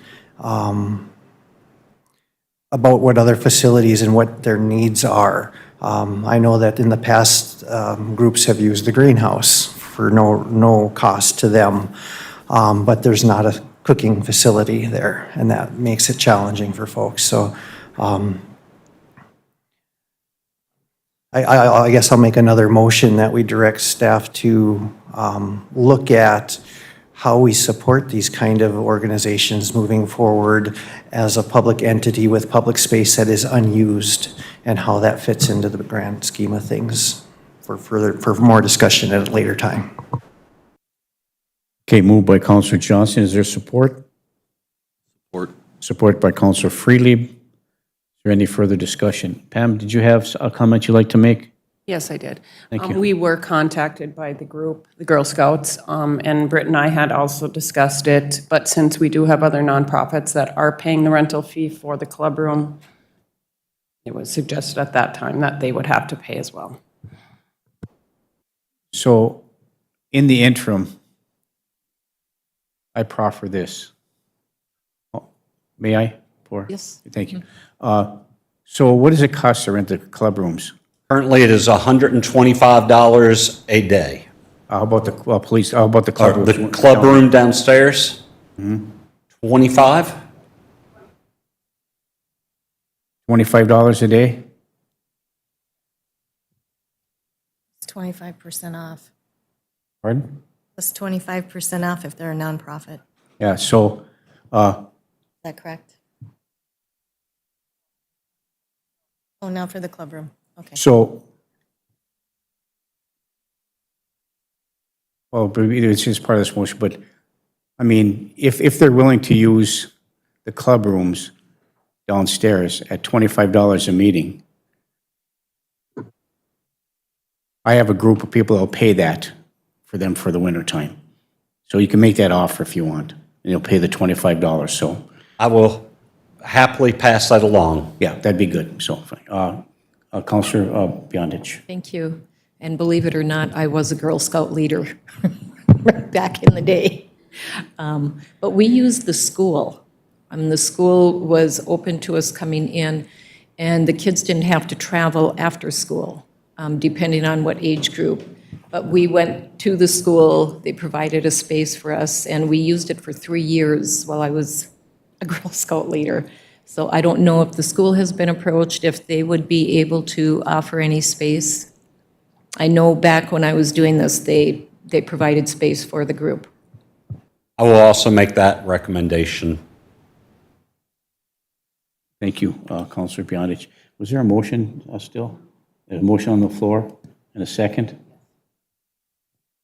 Okay, thank you. Is there any further discussion? Counselor Paulson? Thank you. Could Pam read back the motion? Yeah, read back the motion, please, Pam. Moved by Counselor Johnson, supported by Counselor Friedlieb, to request city staff to look into setting a policy for nonprofit rental fees. Okay, do we not already have a nonprofit rental fee? We already have a policy on that? We have a nonprofit rental rate at the event center, but I don't believe we have one citywide. Okay. In light of our budget discussion coming forward, I'm not going to be supporting this at all. Thank you. Okay, thank you, Counselor Paulson. Counselor Motley? I echoed your thoughts earlier on giving anything away for free currently in the city with the current budget situation we have. Also, I kind of agree with you, Counselor Paulson, and what you just stated. So, thank you, Mayor. Thank you, Counselor Motley. It has been moved and supported. Is there any further discussion? Counselor Johnson? Thank you, Mayor. And my motion is more about regular meetings this is once a week, which is $100 to $125 a month for a nonprofit that will probably, I get a little frustrated because the Girl Scout troop that are attending are also our citizens, and they're also future leaders. And to have a discussion about how do we support them and other nonprofits moving forward amongst other city facilities, I think would be a very valid discussion. I'm not asking for any discount or anything for them at this time. I just think, if we want all of our facilities to be utilized and build relationships, I think there should be at least some sort of discussion about other buildings in town and how that works out. So I appreciate the opportunity. Thank you. Thank you. Counselor Beyondich? Thank you. You had mentioned earlier that this went to the commission, Park and Rec Commission, and they denied it. Could you tell me a little bit more about that, on what their thought process was? Essentially the same conversation that we are having here at the council level.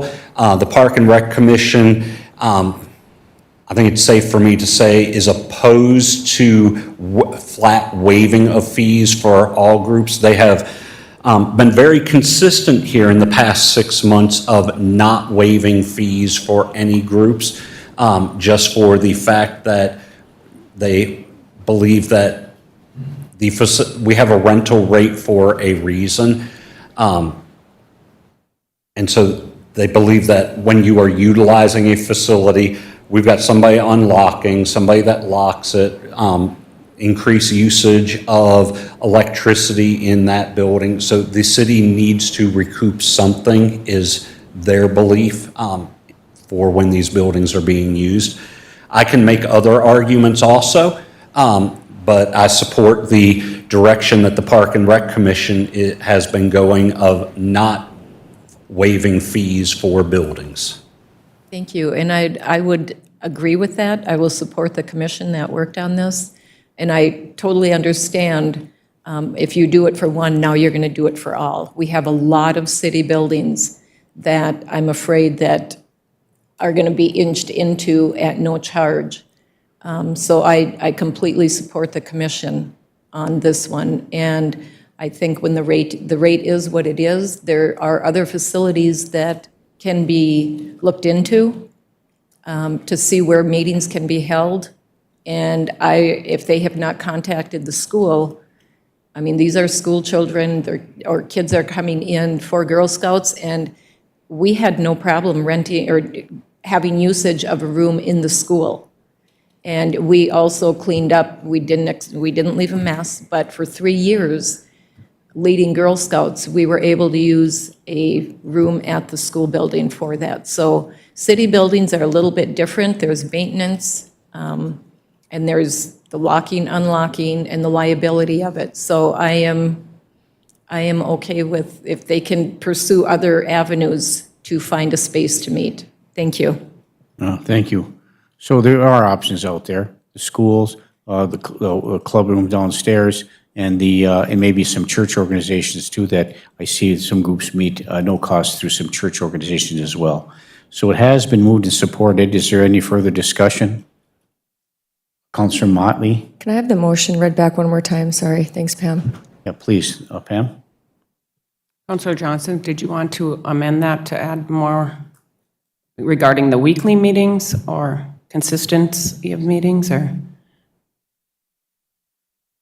Just to have a discussion about it in general for the other city buildings, since there is already defined at the Iron Trail Motors Event Center, but there's not for the rest of the city.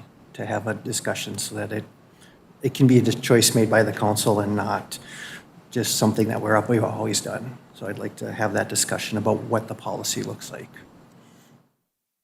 Okay, and I did work on drafting one for the club room, and I didn't add it to this agenda just because we already had a full one, so that will be on the next committee of the whole as well. Thank you. Okay, so thank you. Did everybody get that motion? Read the motion, please, once again. Thank you. Moved by Counselor Johnson, supported by Counselor Freebly, to request city staff to look into setting a policy for nonprofit rental fees for further discussion for city buildings. Okay, did you get that motion? Yes. Okay, thank you. Any further comments? I just feel like the city should be focusing on directly city business, but that's my thoughts. Thank you. Okay, thank you. So it has been moved and supported. Is there any further discussion? Councilor Freely. Brian, have there been some instances where city spaces were available for use kind of spontaneously, where an entity then utilized that space, found that this was exactly what they're looking for and need, and made a commitment to then utilize that space on an ongoing basis, which would be then profitable to the city? I can't think of could an it be used as a example. marketing strategy to some degree? There are people out there that have groups looking for a space to meet. They're not sure what's going to be accommodating to their needs. We offer them that space for that meeting, and they say, wow, this is great. This is exactly what we need. We're going to do this for the next 5 years, regularly and consistently. Wouldn't that be to the benefit of the city? Yes. So anyhow, be. I mean, there are options out there for us to consider as to why we would allow a space to be utilized in the event that it could be then further utilized for a long period of time for the costs that we're seeking. So anyhow, that's just a thought. Thank you. Oh, thank you. And like case in point, Girl Scouts, might be willing to pay $125 per year, years in the, you know what I'm saying? It's like, even if we offered them, how about $125 to use the space for the sum total of their meetings for this particular time, if in fact then they're willing to contract with us for the costs that they'd incur normally in the future. And not just the Girl Scouts, but any other entities. Anyhow, I mean, right now, I just kind of sense that we are in this serious panic mode with regard to our budget, which, yes, we got news that we have to tighten our belt, but it doesn't mean we need to tighten it around our neck and hang ourselves, which means like foregoing opportunities for the Girl Scouts in town.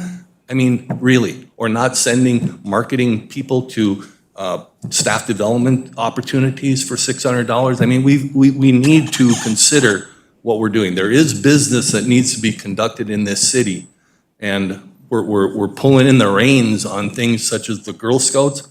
I'm concerned about that. I just think we're panicking at a point when I don't necessarily feel the panic is necessary. So that's my diatribe. Thank you. Yeah, thank you. And just to clarify, these rental rates have been in place for quite a while, even before, we discussed the budget and other things. So they've already been in place. And there's always been some issues with respect to the rentals. The Park and Rec Commission has been consistent in their approach to those things. Recommendations comes from Park and Rec and staff with respect to this. But I do concur that these are city buildings. I get it. If it's a private rental for a specific function, I can understand that. But when you have community activities where you have, future leaders of our those kind of things where these little nonprofit groups, that, I mean, I think there's a way that we can make some adjustments there, but, so, anyway, it has been moved and supported. Is there any further discussion? Hearing and seeing none, all those in favor signify by saying aye. Aye. Opposed? Roll call, please. Motley, No. Friedlieb, Paulson, No. Beyondich, Johnson, Yes. Aaronzelli, Huffy. Yes. What passes? 4-3? All right, thank you. All right, let's go to H and I, and then we'll take a real quick break. Next item is review change order number 8 for the Iron Trail Motors Event Center project from Kraus Anderson. And we do have Pat Wertz here from Kraus Anderson. I'm going to ask Pat to come up for this presentation. Okay, well, thank you, Pat Wirtz from Kraus Anderson. I apologize for the long wait. Oh, that's all right. Thanks for squeezing me in late. Go ahead, thank you. So we finally got the Miners Event and Convention Center all closed out. So it's kind of a long process and large project for various reasons. So at the very end, we found out we had a $12,501.29 basically savings to the project. So that's good news. So we kind of returned and reflected on that, and otherwise I think everything's been good, Brian, so far? Yeah. So essentially, this means that the project came in $12,500 under the construction budget. Yeah. Now, my recommendation is we take this $12,500 and set it aside in a special account that we don't touch, and use that as the seed money or the match money for the Dwayne Briers Memorial being hung in the facility, because the $12,000 covers the $10,000 match that we will need, plus also gives us a $2,500 contingency, so that when prices go up here in the next year on these things, that we are able to get this historic mural to our area hung in our event center and not cost the taxpayers any money. I believe this is an ethical use of that money, because the money was set aside for the construction. FF&E is part of construction, so we're essentially using it for an FF&E item. Thank you. How much is that? The $12,501.29? Yep. Yes. Okay, so I think we've quickly reviewed this. So there's going to be two motions here. One is for the change order issue, and the other is the dedicated fund motion. So Councilor Paulson. Thank you, Mayor. Brian, I was totally following you, and that's exactly where I was going. I think that's wonderful, wonderful idea. But I do have a question, and is that, Pat, is that going to be $12,501 given back to the city, or does that mean that the city doesn't have to pay that? Correct. So basically, it's a deduct change order. Is it coming back to us, or is it? Yep, it goes back to you. Comes back to us. So we're getting an actual physical check, or we're just not paying, No, we're shorting it by $12,000? We're getting money back. Okay, so if that's the case, then I think we can put it aside and dedicate it to match the 90-10 split. Thank you, Mayor. Okay, thank you. Looking for a motion regarding the change order. I'll move the change order. Counselor Johnson moves to approve the change order and is supported by Counselor Motley. Is there any further discussion? Hearing and seeing none, all those in favor signify by saying aye. Aye. Aye, opposed? Motion carried. Looking for a second motion in there at the request of our Park and Rec Director regarding Counselor Paulson. Thank you, Mayor. I will move to set aside $12,501.29 to a special, I don't know if the word is fund, if we need to use the word fund, to be set aside to utilize at a later date for a matching grant, possible matching grant. Matching grant or the matching funds for the Dwayne Breyer erect? It would be for that, I'm sorry, specifically for the Dwayne Breyer mural. Okay, thank you. Moved by Counselor Paulson. Is there support? Support for discussion? Support by Counselor Motley for discussion. Further discussion, Counselor Motley. Nicely done, Brian. Also, you must be pretty positive in your thoughts you're going to get that grant for 90 grand, or? We have made it through the initial grant application to see if this project would qualify, so that's positive. So now I just have more paperwork that I get to fill out for the second phase or the full grant application. Okay, thank you. Thank you, Mayor. Okay, thank you, Counselor Motley. Counselor Johnson? Thank you, Mayor. I will not be supporting that $12,000. There's so many more important things at that building that we could utilize that are used every day. The process with this mural that was going to be thrown away has become frustrating to me. It's going to cost a little bit, it's going to cost a lot. We need to put it up, we need to take it down, we can't frame it ourselves, we need special glass. It's frustrating that we are working so hard on some things that will benefit a few, and then we have $25, $100 a month for a Girl Scout troop that we don't even want to discuss. So it's frustrating, and I will be voting no on setting aside the money. I'd rather see it go back into the building on stuff to make staff time use more efficient and use of the facility to save money elsewhere in the building. Thank you. Thank you. Counselor Bionich. Thank you. Is there an opportunity to raise the funds for that mural outside of using this money? I could apply for other possible grants, possibly through like the Virginia Community Foundation. IRRB, I believe, has a culture or has a grant that we could apply for. So there are some other opportunities. It just seemed to me that the timing of this was very unique, and so proposing this direction for it to go. And I appreciate that, and I would love to see that mural hung, but I'll go back to our budget meeting at 1 o'clock, where I think the dollars should go back into a pot that we need to run that building instead of something like this. I think we need to explore where we can get other outside dollars for that. If that grant comes through, we don't even know if the grant comes through, right? Correct. You've just given me permission to apply for it. My question would be, being these were construction dollars, can we use that check for operations at this point? I didn't think that would be permissible, which is why I was proposing that it be used kind of as a view of an FF&E item. Right, and I do appreciate that, I really do.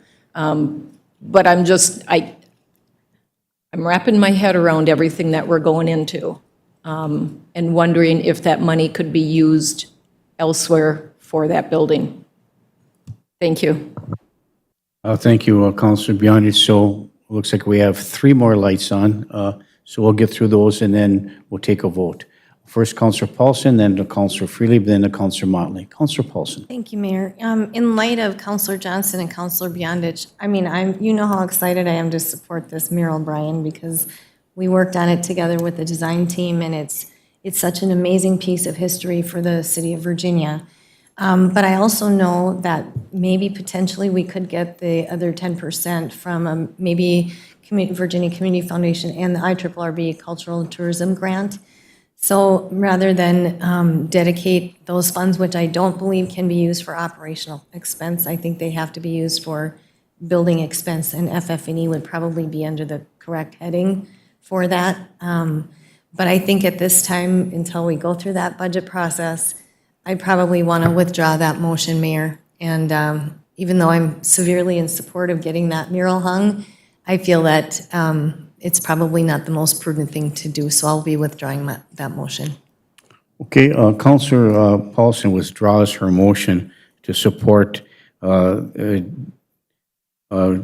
dedicated fund of $12,501.29 to help support seed money for the Dwayne Breyer mural. Who seconded that motion? Counselor Molly, are you going to rescind your second? Yes, that's why my green light was on. Thank you, Counselor Johnson and Counselor Beyondich Thank for you. that info. Yep. Okay, further discussion, I have some, but I'll wait. Counselor Freely, go ahead. I'm just, I admired that thing while I was walking the halls of Virginia High School. It was a beautiful artwork that was done by a local artist many years before. For some reason, the school district, after acquiring $180 million of public funding to build a new facility, didn't see it as anything but garbage to them, it appears, because they have no interest in putting it in the new school. So I'm like, what was the rationale, or what was the initiative or motion made to put it at the new arena that would now incur a cost of over $100,000 to put it up? We acquired the painting from the school. The school donated the painting to us. It has been taken down. It is in a climate-controlled storage area. In the process, we have applied and received a grant from the Virginia Community Foundation to have the mural appraised and advised of how best to preserve and protect the mural moving forward, hanging it inside the event center. The problem with that mural is its size. It is huge, as you know from having walked by it. There are not many walls throughout town or in many buildings that are large enough to display that whole thing. We happen to have the wall space inside the event center. Can I ask which wall? Northeast, south? It would be the north wall in the main arena. That's the wall directly above the Zamboni garage and below the scoreboard. Mural will fit there nicely. And one of the reasons that we liked moving the mural to the event center is because the design of the event center took into account the industries that were the reason for the founding of our communities here, being the timber and the mining industries. And this mural is the history of both above ground and below ground mining in the area. So it seems a very fitting tribute. The reason the cost is so expensive is it's about $40,000 to have the mural professionally mounted and hung on the wall. Also have been working with a local company here to produce a framework that would go around it, that the glass would slide in so that we couldn't physically touch the mural and it would be protected long term. So all these things are expensive, unfortunately, these days. We would be utilizing staff labor to physically hang the frame that would be going around it, trying to cut down on some of the costs there. I personally think it would add to the aesthetics of the building, to be It honest. would I think it would be tremendously. beautiful on that wall, to be honest with you. Yes. But the cost that we're incurring is a little head-scratching, so thank you. Thank you. Not to belabor, but quickly, from my perspective, setting aside $12,501.29 of money we didn't know we were going to get, we know we have it.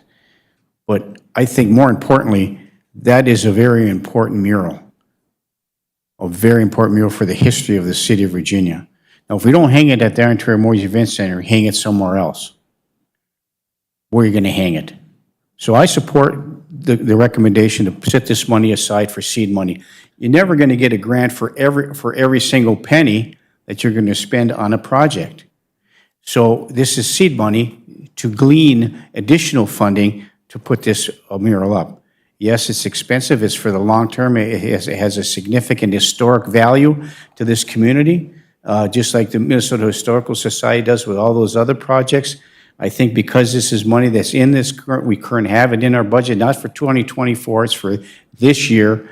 I just think it's, we need to put that in there. I would prefer to have it in there for seed money in the event if we get a whole bunch more money, you know, we can deallocate this to some other source. But to say how much money does the city put into this project? Oh, none. We're trying to raise all the money itself. Whether you get it from the Virginia Community Consolidation or for private people making a donation, that comes later and down the road as you try to get more money. But I really believe that the city has to have more seed money with respect to that. But this $12,501.29, that motion did not pass, did it? Right? It was pulled, excuse me, it was pulled. So this money remains and goes back into the general fund as proposed unless there's another motion on the floor. Is there another motion on the floor with respect to this $12,501.29? Otherwise, it just goes back into the general fund. No other motions on the floor. The money, thank you for the change order. And so we'll move on to the next item on the agenda. Thank you. Thank you, Pat. Number I is request for donation of photo of Steve Servich that is owned by the city. A few weeks ago, I had a member of the public approach me asking if I would give them the picture of Steve Sertich that hung in the lobby of the Miners Memorial Building. If you remember, it was a probably about a 5-foot tall picture of Steve Sertich that was black and white in a wood frame. I informed that individual that I am not allowed to just give away city property. And so they have made a formal request of the city council to donate that picture so that it can be given to Steve Sertich to be used how he sees appropriate. Thank you, Brian. So I'll qualify this that Steve Sertich and I are classmates. I've known him ever since I was a little kid. We grew up together playing hockey and playing ball. So just give that as a side note. He was up for the class reunion, as he always just comes up and plays golf, yada, yada, yada. We have a really nice picture of him on the wall in the lobby of the Iron Termores Event Center, 1976 Olympian in hockey, U.S. hockey. This is not a precedent-setting request. We also had a nice big portrait of Dante Tini, who obviously his remains were discovered and returned in a very honorable fashion, and the family got a portrait of him from the city. I think this is a gesture that we should offer to Mr. Sertich and gladly turn that over to him in the black and white photo. He's already approved and authorized his photo to be up at the Iron Termores Event Center, came to all the events. It's only prudent and fitting that we as a city donate that black and white photo to him for posterity. So those are my comments. Councilor Johnson. Mayor, Colleen, are there any legal ramifications of donating it versus declaring it surplus and having it go that way? I think you can donate, yeah, you could do it either way. I don't know that it's really surplus property because you are utilizing it. I think it wouldn't really fall under that category legally. You know, it'd be different if you had another painting to replace it with and something like that. So you're basically returning it to the owner, or returning it to the subject of the painting, or the picture, I should say, picture. Again, you kind of look at whether there's a, you know, public purpose in doing that. You want to be careful about how you go forward with that in terms of setting a precedent. If you've done that previously, I don't know if there's an issue of getting it copied. You know, that's another option you could look at, providing him with a copy or providing the city with a copy as well. I don't know if I answered your question, Councilor Johnson. I would make a motion to direct staff to bring it forward to the Tuesday night meeting with the proper verbiage so that we can get it to the owner or the potential new owner without worrying about precedent setting or that kind of stuff. Okay, a motion by Counselor Johnson. Is there support? I'll support for discussion. Support by Counselor Freely for further discussion. Before we go to further discussion for Counselor Freely, do you have something else? Just in clarification, we are not currently using that black and white photo. It is in storage, again, in a climate-controlled storage. So I don't know if that would impact whether it is surplus. The same picture, we had a color version of it printed on metal. That is what is currently hanging in the lobby. We do not have any other plans for the picture, the black and white picture of Steve Sertich. Thank you. That would change my analysis. Thank you for providing me with the background information on that, Mr. Sieber. And in that case, if it is just in storage, you have a replacement already posted, then you could declare it surplus property at this time. I misunderstood. I thought it was actually up in the facility right now and being utilized. So by declaring it surplus property, then it has to be sold by auction. Is that correct? I believe so. I believe so. If you want us to take a look at it, Brian and I can take a look, see if there's a way to do it, accomplish what the council's goals are, Mayor. And I think I'd be that's, happy to look at I think that. that's the motion on the floor by Counselor Johnson to do that and support it for further discussion. Thank you for the clarification, Colleen. Counselor Freely. And so the existing portrait of Steve Luber Sertich that's in the lobby will remain hanging with the other people that are up there? Correct. We are not looking at giving that one to him. We are looking at giving him the old black and white picture, which is the same picture, but the one that is in storage. The one that's hanging currently in the lobby will stay hanging in the U.S. Steel lobby. Very nice, because having grown up wanting to be Luber Sertich, it's like I would think he'd want to keep his picture up there, and the community should think that. Okay, thank you. Okay, thank you. So it has been moved and supported to direct staff to find a way to, whatever's appropriate way to bring it to the next committee home meeting so that this can be accomplished. Is there any further discussion? Hearing and seeing none, all those in favor signify by saying aye. Aye. Aye, opposed, motion carries. Thank you. Let's just take a couple of minute break here real quick and thank you.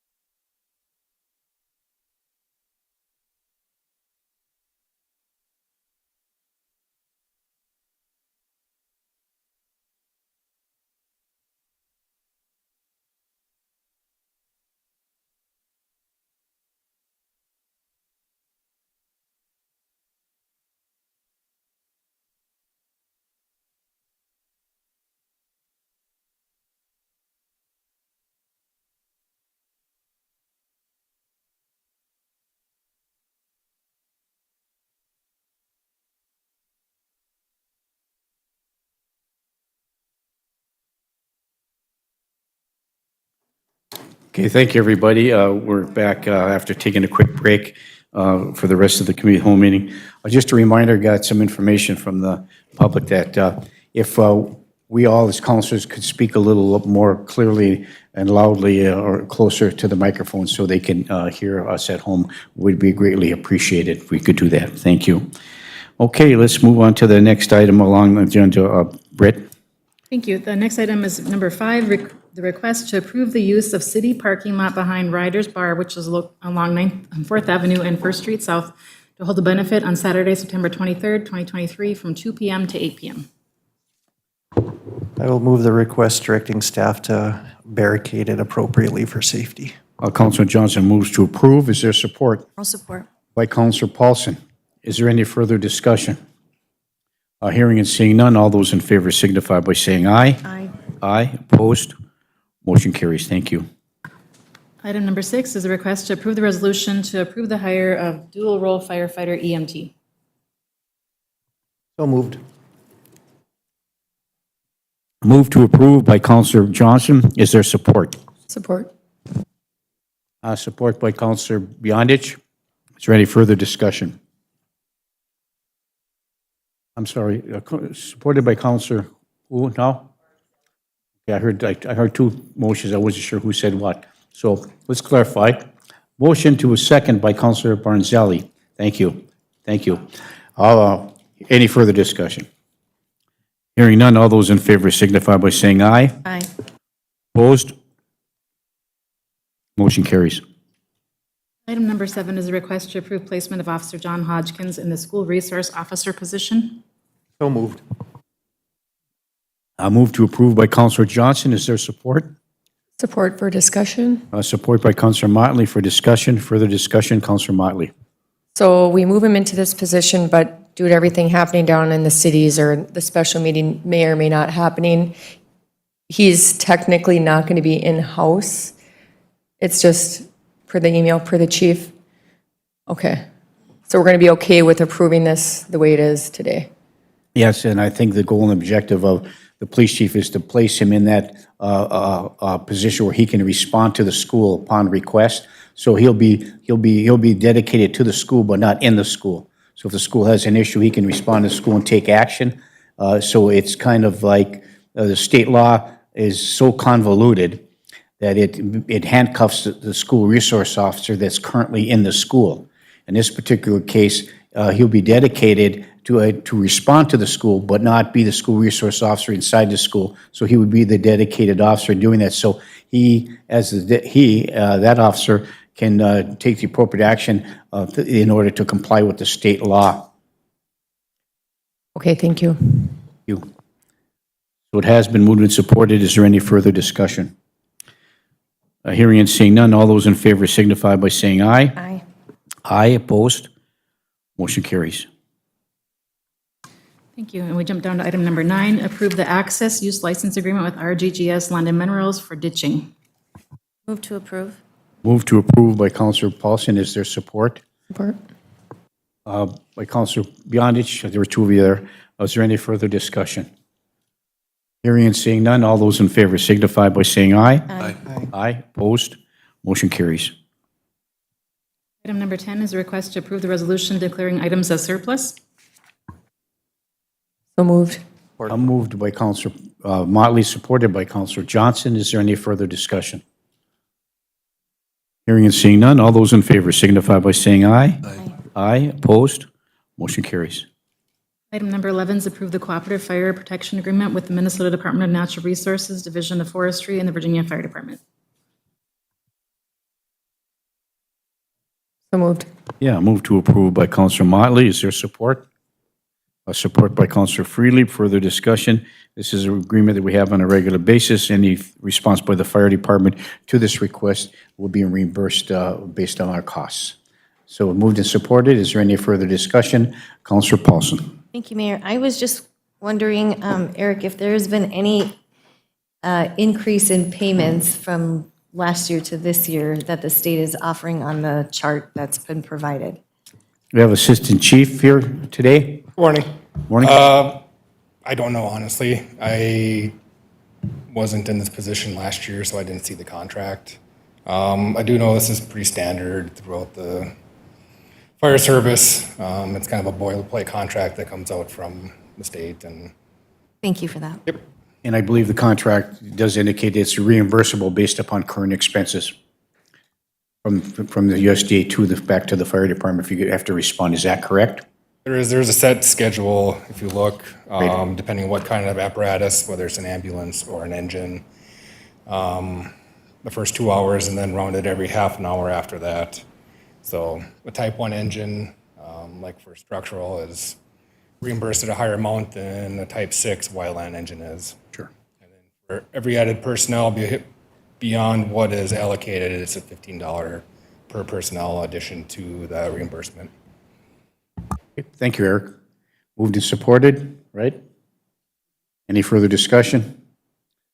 Hearing and seeing none, all those in favor signify by saying aye. Aye. Aye, opposed? Motion carries. Thank you, Chief. And the final item is just the first draft of the non-city use of city logo policy for you to review.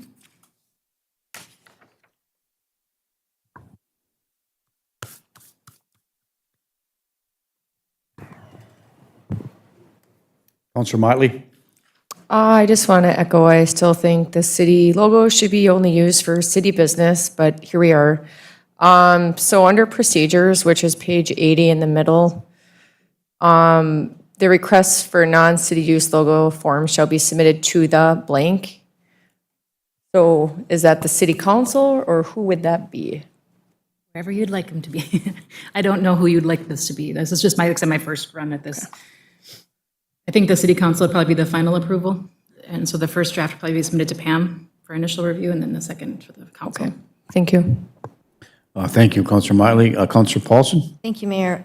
I appreciate city staff taking time to do this, but I still will hold to I just believe that the city logo and the city seal should be specific to city business only, which would remove the council or any other body from having to pick and choose how our logo is utilized. Thank you, Mayor. Thank you, Councilor Paulson. Councilor Johnson? So my question is, how do organizations that utilize in-kind services from the city thank them appropriately? The current logo, as it's displayed behind the mayor, is less than 6 years old.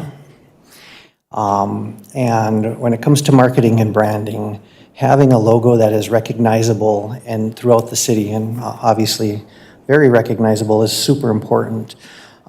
So I appreciate that we've started the process of what that looks like, but then I also want to know, how does the city get thanked? The number of events that we support to bring in economic development, tourism, support our nonprofits in town is a huge part of what we do. We just approved the city use of some city barricades basically for a fundraiser to block for safety reasons.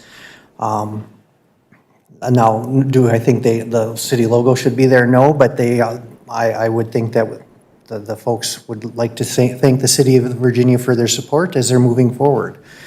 And then this is about the city logo specifically and the city seal specifically, but I also have questions about when and where does Iron Trail Motors Event Center use their logo? When does the library use their logo?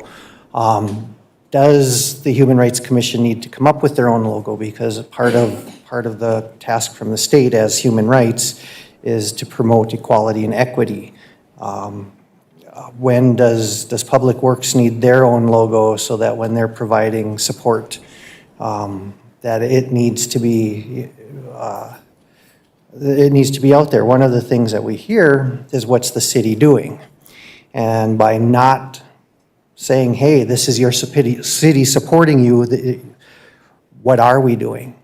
One of the concerns several weeks ago was the city paying money, and we don't. We provide in-kind services, extra garbage cans, sweeping the street before the event so it's a little neater. All of those things to me are great uses of city resources to provide economic support for businesses and nonprofits in the community. So those are a couple of the items I would like to also have answers for as we move forward with this policy. And a policy, if it's just city business, at what point is it city business? If we, we've never, we don't use, Land of the Loon does not use our logo, but they thank us at every intermission for helping them. We rent the park to them for a very, very, very discounted price. Because I think we value what it does for the community on the third weekend in June. Do we tell them then that they can no longer thank us during their event? Like, I'm really trying to process what the purpose of this is and how it fits into the city supporting the groups that utilize all of our facilities that draw people in. Well, those are my questions as we move forward on the policy. Thank you, Mayor. Thank you, Councilor Paulson. Thank you, Mayor. Can I ask our city attorney, in past practice, I don't know if you've worked with other communities, but is a city seal and a city logo just specifically to be used for city business? Colleen? We haven't had a situation in that in recent times that I can think of. I believe that, like many things in these times, there's branding and marketing, and I don't think the city's prohibited from using that in the same way that private businesses are. You have control over it to some degree, but for the ordinances saying something different, which I did check for today's meeting, there's nothing saying you can't do it. It is in a sense, your property. To do with it what you choose. And I think my concern stems back to, again, groups submitting and picking and choosing. I think that's a very, it's going to get the city of Virginia into trouble. And I don't know if you've ever heard of groups coming forward to apply for logo usage, and then if they're turned down and one's approved, how do you reconcile that as a city? I think having a policy is a good first step. Then you have some guidelines, right? And then you've got some rules about how you go about doing that to the extent you're going to allow others to use your insignia. I mean, often it's a positive, though, as well as a negative, in the sense that, you're on a T-shirt because there's a run, you're part of the group that's being advertised. But, I can see if, to the extent decisions are being made that make one group feel that they were treated differently, you can always have potential for litigation. There's both going on at all times. And I think where I'm coming from still is that the city seal, though, shouldn't be used for anything other than city business, the actual seal. I mean, that's what the mayor It's the city fix to it. decide what they want to do with it. Okay. How expansive do you want to be reading it? What uses do you want it for? I don't think there's any prohibition that I could see in your ordinances or in your charter that would address that issue. I mean, it really goes unaddressed. I don't know that there's any state statute that would interfere with that. It's just you can choose to utilize it however you feel fit. I mean, like any other entity. Okay, thank you. And then I guess my thought process on each department having their own logo is that would take thousands and thousands of dollars, resources with marketing in different ways, and I would not be in favor of that at all. But I do appreciate staff putting this together. I just do not, I've stated this a whole bunch of times, I do not want to be in the business of picking and choosing who comes forward and who gets to utilize the City of Virginia's logo. I think that the City of Virginia logo and the city seal should be used for official city business only, and that would include architect plans. I mean, that's city business. That's conducting business on behalf of the city. So I feel like that's where I will still remain on this, and I don't know what's going to happen with this draft policy I mean, it's put before us as a draft, but now what happens? So I'm not in favor of moving forward with this at all, so what happens now from this point? Well, a draft is just for us to consider. Sure. We're not taking any action at this point in time. We're just a draft policy for us to take a look at. We can certainly try to vet it out, discuss it even further, but we're not necessarily have to take action on this draft at all. It's just a draft policy for us to take a look at. Could I move to receive and file? Well, you can make any motion. So I guess I would move to receive and file this draft motion. The draft policy? Policy, excuse me. Okay. Counselor Paulson makes a motion to receive and file this draft policy. Is there support for that? I would support that. By Counselor Motley. Is there any further discussion? I do. For me, you're walking a fine line as to, how a city logo is utilized. And I have some concerns about, whatever organization wants to use our city logo and thank them for sponsoring this or thanking you for sponsoring that or using, this as well. You provided some barricades, so we're going to thank the city of Virginia for that. I get that, thanking the city of Virginia. If you want to thank the city of Virginia, thank the city of Virginia. But when you're using the logo, I'm going to give you an extreme example. I mean, everybody has a right to free speech.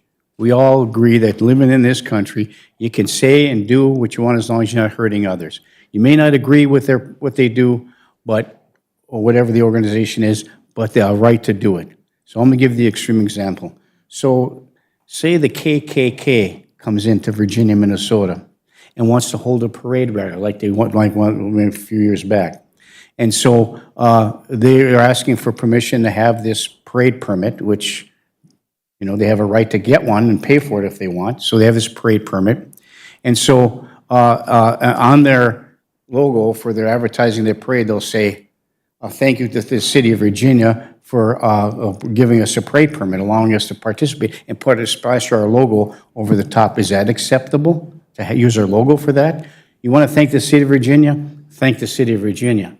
But to put a logo or a city to purport that we are supporting that particular group or that particular group or that particular becomes problematic. And so when we put into the next gear, now you want to pick and choose as to which one you're going to utilize and which one you don't. So being a member of the Italian American Club, so I want, we want to thank the city of Virginia for, sponsoring our event at the park, providing the services or whatever the case may be. Do we use the city logo for that? Thanking the city for something is one thing, but using the logo, we have to find a way in which to set the policy on how these logos are going to be utilized. I mean, we have a tent set up at the Land of the Loon. Is that acceptable? The city of Virginia has a tent there. We provide information there. We do all those kind of things there. It's part of the city, right? So how do we vet one organization from another? How do we allow one organization or another to do that, regardless of whether or not we give in-kind services? What is an in-kind service? It could be simply putting up a barricade, simply, sponsoring waiving a fee or something for an organization, whatever that is. But where does it stop?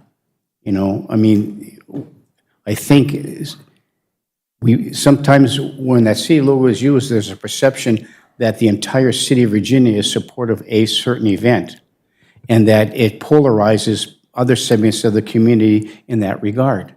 And so I think my personal perspective is only my personal perspective, is that we have to find a way in which to ensure that we're not polarizing our community with the simple use of our city logo.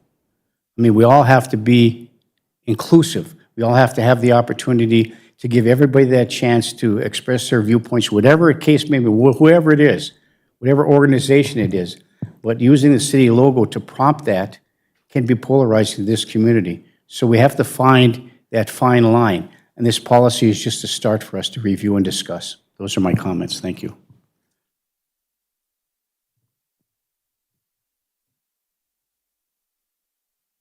So there's a motion. Receive and file. We need to vote on that. Thank you for giving me the time to further discussion. Councilor Johnson. Thank you, Mayor. And I would agree with you that in the absence of a policy, whoever wants to can use it for whatever they want to use it. So I don't think receiving and filing this is the next proper step. And I will not be supporting that motion. Okay, thank you. It has been moved and supported. Is there any further discussion? Councilor Beyondich, and then back over to Councilor Paulson. Councilor Beyondich. Thank you. So what happens if somebody just uses it without permission? Don't have a policy. We don't have a policy. So we need something. Or otherwise, people can just pick up that logo and use it. It happens all the time. And one thing to think about, which I didn't mention earlier, and I apologize for that, you know, I assume this isn't trademarked. I don't know that you can trademark seals, for example, as opposed to the logo. There's some First Amendment protections that come into play as well, so you have to be careful about how you consider that. So government seals are, to some extent, public property. I mean, they're part of the city government, so I don't know that you can restrict it to some degree. I mean, I think putting together a policy that meets those criteria are important things to think about. But we can certainly dive into that a little bit more in terms of what your boundaries are on that, because I think there's some concern on my end that you're looking at a problem with the First Amendment or a trademark issue that you might need to address too. So an out-and-out ban, I don't think really works No. for that reason. But you're recommending that we have a policy to address that. We just have to vet that out. Exactly, Mayor. Okay, thank you. Counselor, any further information on Counselor Beyondich? Okay, Counselor Paulson? Thank you, Mayor.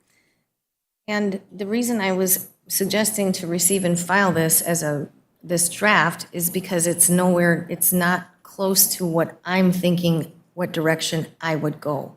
So I don't know if city staff wants to work with the council, but this is, it's specified for non-city use, and I still feel like it should only be used for city use. Then there's some issues I have between the city seal and the city logo that are actually also within this document. So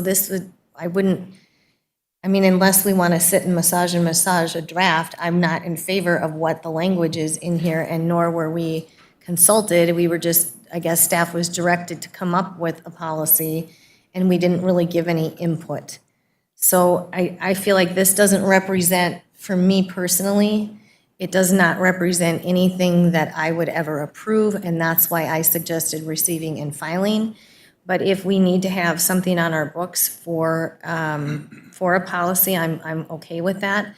But how much city staff time are we going to take to keep going and amending and changing it unless and until the council has input? So I don't know how we make that happen, but this draft policy right here, I'm not comfortable with at all, the language in it. Okay, thank you. Well, the purpose of this draft is staff was directed to do it. Staff came up with a policy, a draft policy for us to take a look at and consider. And we have it, we're reviewing it, we're discussing it. I think that I think the discussion has to continue, and then each individual counselor can go through this policy, make some notes, make some corrections, make some suggestions, send it to our city administrator with those suggestions, and taking all those suggestions into account, making some changes to the draft policy and bring it back to us for further discussion. That's the way we normally do our policies. We draft our policies in that regard. We have input. We have it now. We have it individually when we send it to our city administrator, and we can have it the next time the draft comes back with all the changes that were recommended for us to take a look at it again. So it's an ongoing working document to try to come to a conclusion and find a solid policy that is legal and meets the terms and conditions of what we're trying to accomplish. Councilor Paulson. Mayor, in light of that, then I would rescind the motion that I originally had on the floor to receive and file, as long as we will be working through this together. Okay, thank you. Councilor Paulson rescinds her motion, and the second as well. Yes. Thank you. So it is a working document, and this is the first of the draft that we directed the staff to do, and this is the policy the staff came up with, and so we're looking at some more input. That's what staff is requesting from us to review and comment. Councilor Beyondich. Thank you. And Colleen, as the city attorney, would you have input on this as well and guide us through this? Sure, on what we can and can't do? Sure. Thank you. Thank you. Okay, so we have a chance to take a look at that.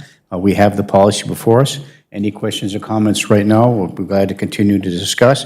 And then as we move forward in putting together a policy that's amenable and acceptable and legal for all of us to consider. Councilor Motley.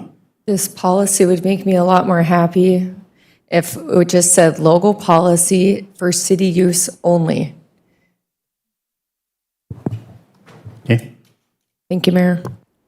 Thank you, Councilor Motley. Councilor Johnson, do you have anything? No, nothing? Okay. May save that for some other time. Okay. Any other questions, comments about the draft policy that's been presented by staff? And well, again, it's a working document for us to continue to comment moving forward and working toward a resolution. Councilor Paulson. Thank you, Mayor. I actually have one other item of concern, if I can add that under other items of concern, if we are finished Sure. with this discussion. As soon as we're done, we'll move to other items of concern. Thank you. Anything else with respect to the city logo, the policy, that the draft policy has been disseminated to all of us and for us to consider and comment and move forward? And it also includes the draft policy as a working document for the general public as well. And the general public can also comment in that regard. So thank you. Yes, ma'am. Please come forward. You're welcome to ask a question and turn the microphone on to green. And please state your name for the record, and welcome to the Committee of the Whole meeting. Good afternoon, Council and Mayor.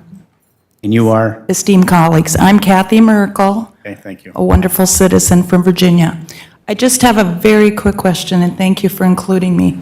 Very interesting discussion. I've been very involved with local usage, with a very prominent premier festival in the Twin Cities, and through my business associations. My only question is, in a nutshell, are you going to put such a time limit deadline in regard to this? No, we have not set one yet. Okay. It's still an open document for us to talk about. I think once we do that and come up with a policy to put forward, it certainly will be disseminated for comment, and then we'll set a deadline then. Okay, thank you. You're welcome. Okay, any other discussion on the city logo policy? Okay, anything else on the agenda for you, Britt? Thank you. Colleen, do you have anything else? No, thank you, Mayor and Council. Okay, thank you. Anything, Sherry? Okay, Jenny? Pam? Councilor Paulson, other items of concern? Yes, Mayor, thank you. Thank you for allowing me to add this on. I had a visit from a gentleman, Mark Podpesker, who lives at 815 North 9th Avenue. Yes. And he's having a few issues with people driving into Alcott Park, and they pull into I would say just slightly northeast of the greenhouse, and there's a little area where they can kind of pull off and veer off. And if you park there, your headlights point right in his living room, right at his living room. And it's not, well, he said it's a problem, even though the park closes at 10 p.m. But say like in November, when it's dark at 4:30, people are parking, leaving their car on, and their headlights are interrupting his living and his ability to watch TV in his living room. And I'm just wondering if we could have staff maybe take a look at, I don't think you can put barriers or barricades. I went down there, and the pathway goes like this, and then there's like a little dip down, and it looks like it's kind of should have been grass, and then now it's gravelly. But maybe we could just say no parking with lights on, or give some sort of if people are utilizing the park, they're not going to have their cars on and running. They're going to be at the park utilizing the park.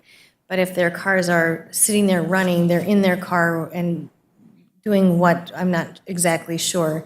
But he's had, at night, it's been 2, 3 o'clock in the morning when there's been high, bright lights shining through his front window, as well as the neighbor next to him, and I can't remember that gentleman's name, but they both have had the same trouble. So I'm hoping that maybe we can direct city staff to take a look at possibly, they'd have to go and find the location of where I'm specifying, and then see if there's some way that we can help them alleviate this situation.